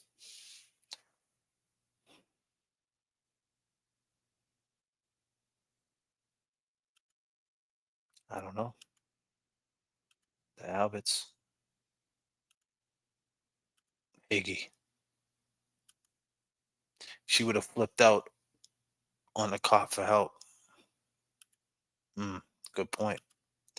Typically, a radio call is made prior to stopping a vehicle. It was unofficial business for sure, my man. You got 6 donuts. All 3. Thank you, TG. Kevin from South Boston.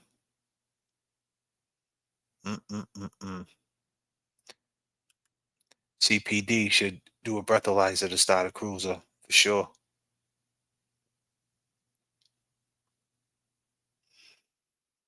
Well, people, we've been rocking for 3 hours. We learned some stuff tonight. We learned about the key cycles. I appreciate everybody's time. Appreciate you rocking out with me. The Venmos are at the bottom of the screen. If that's something you do, at Jfkshowoff Cash App, Venmo James-Amaral5 at the Cash App James Amaral Jr. Appreciate everybody. Thank you, Hockey KC. Light turbulence tonight on the flight. Kept it real quiet. I promise the next flight we'll keep it rocking. We'll get this plane going. Maybe we'll jump on here. Maybe we'll jump on here for tomorrow or the next day. We'll do a crazy flight and keep it rocking. Appreciate everybody's time. Thank you so much.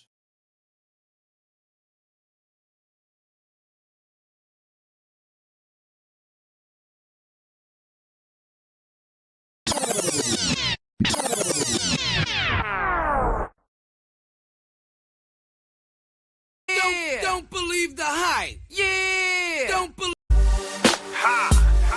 J.F.K. Yeah. Spending in time. Can't sleep.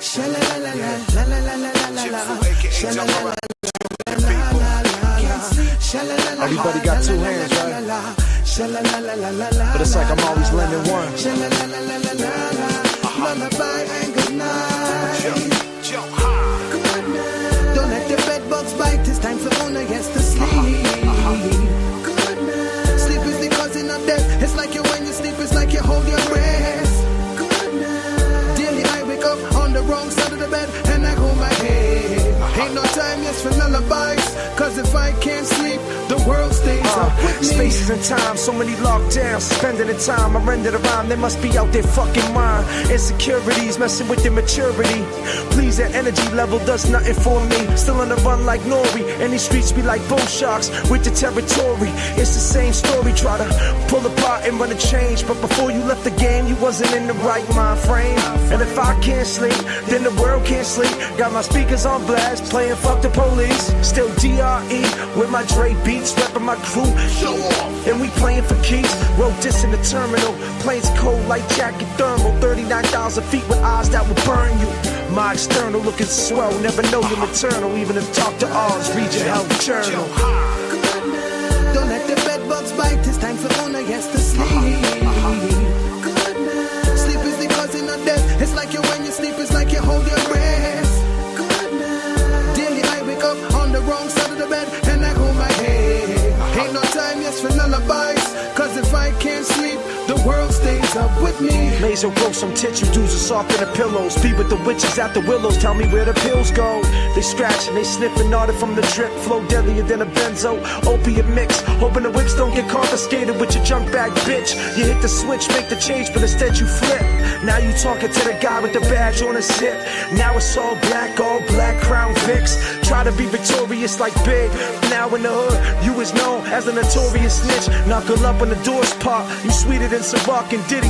And once you had your city on lock, I'm like Wakefield with the knuckles. You could call me Freddie Fox. So fuck you and your raps, cause to me that's petty props. Lullaby and good night. Don't let the bed bugs bite. It's time for owner, yes, to sleep. Sleep is the cousin of death. It's like you when you sleep, it's like you hold your breath. Daily I wake up on the wrong side of the bed and I hold my head. Ain't no time, yes, for lullabies. Cause if I can't sleep, the world stays up with me. Hey, if you like this song, go in my bio right now. If you like this song,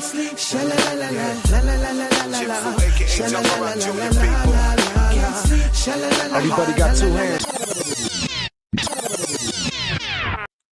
if you just like that song, go in my bio, go to my Bandcamp. You can buy 11 songs right now. J.F.K. Show Off. There's 11 songs. That song's on there featuring Chip Fu from Fushnikins. It's called I Can't Sleep. Read Between the Lines is on there. It's on my Bandcamp. It's in my bio. Check me out. I love all y'all.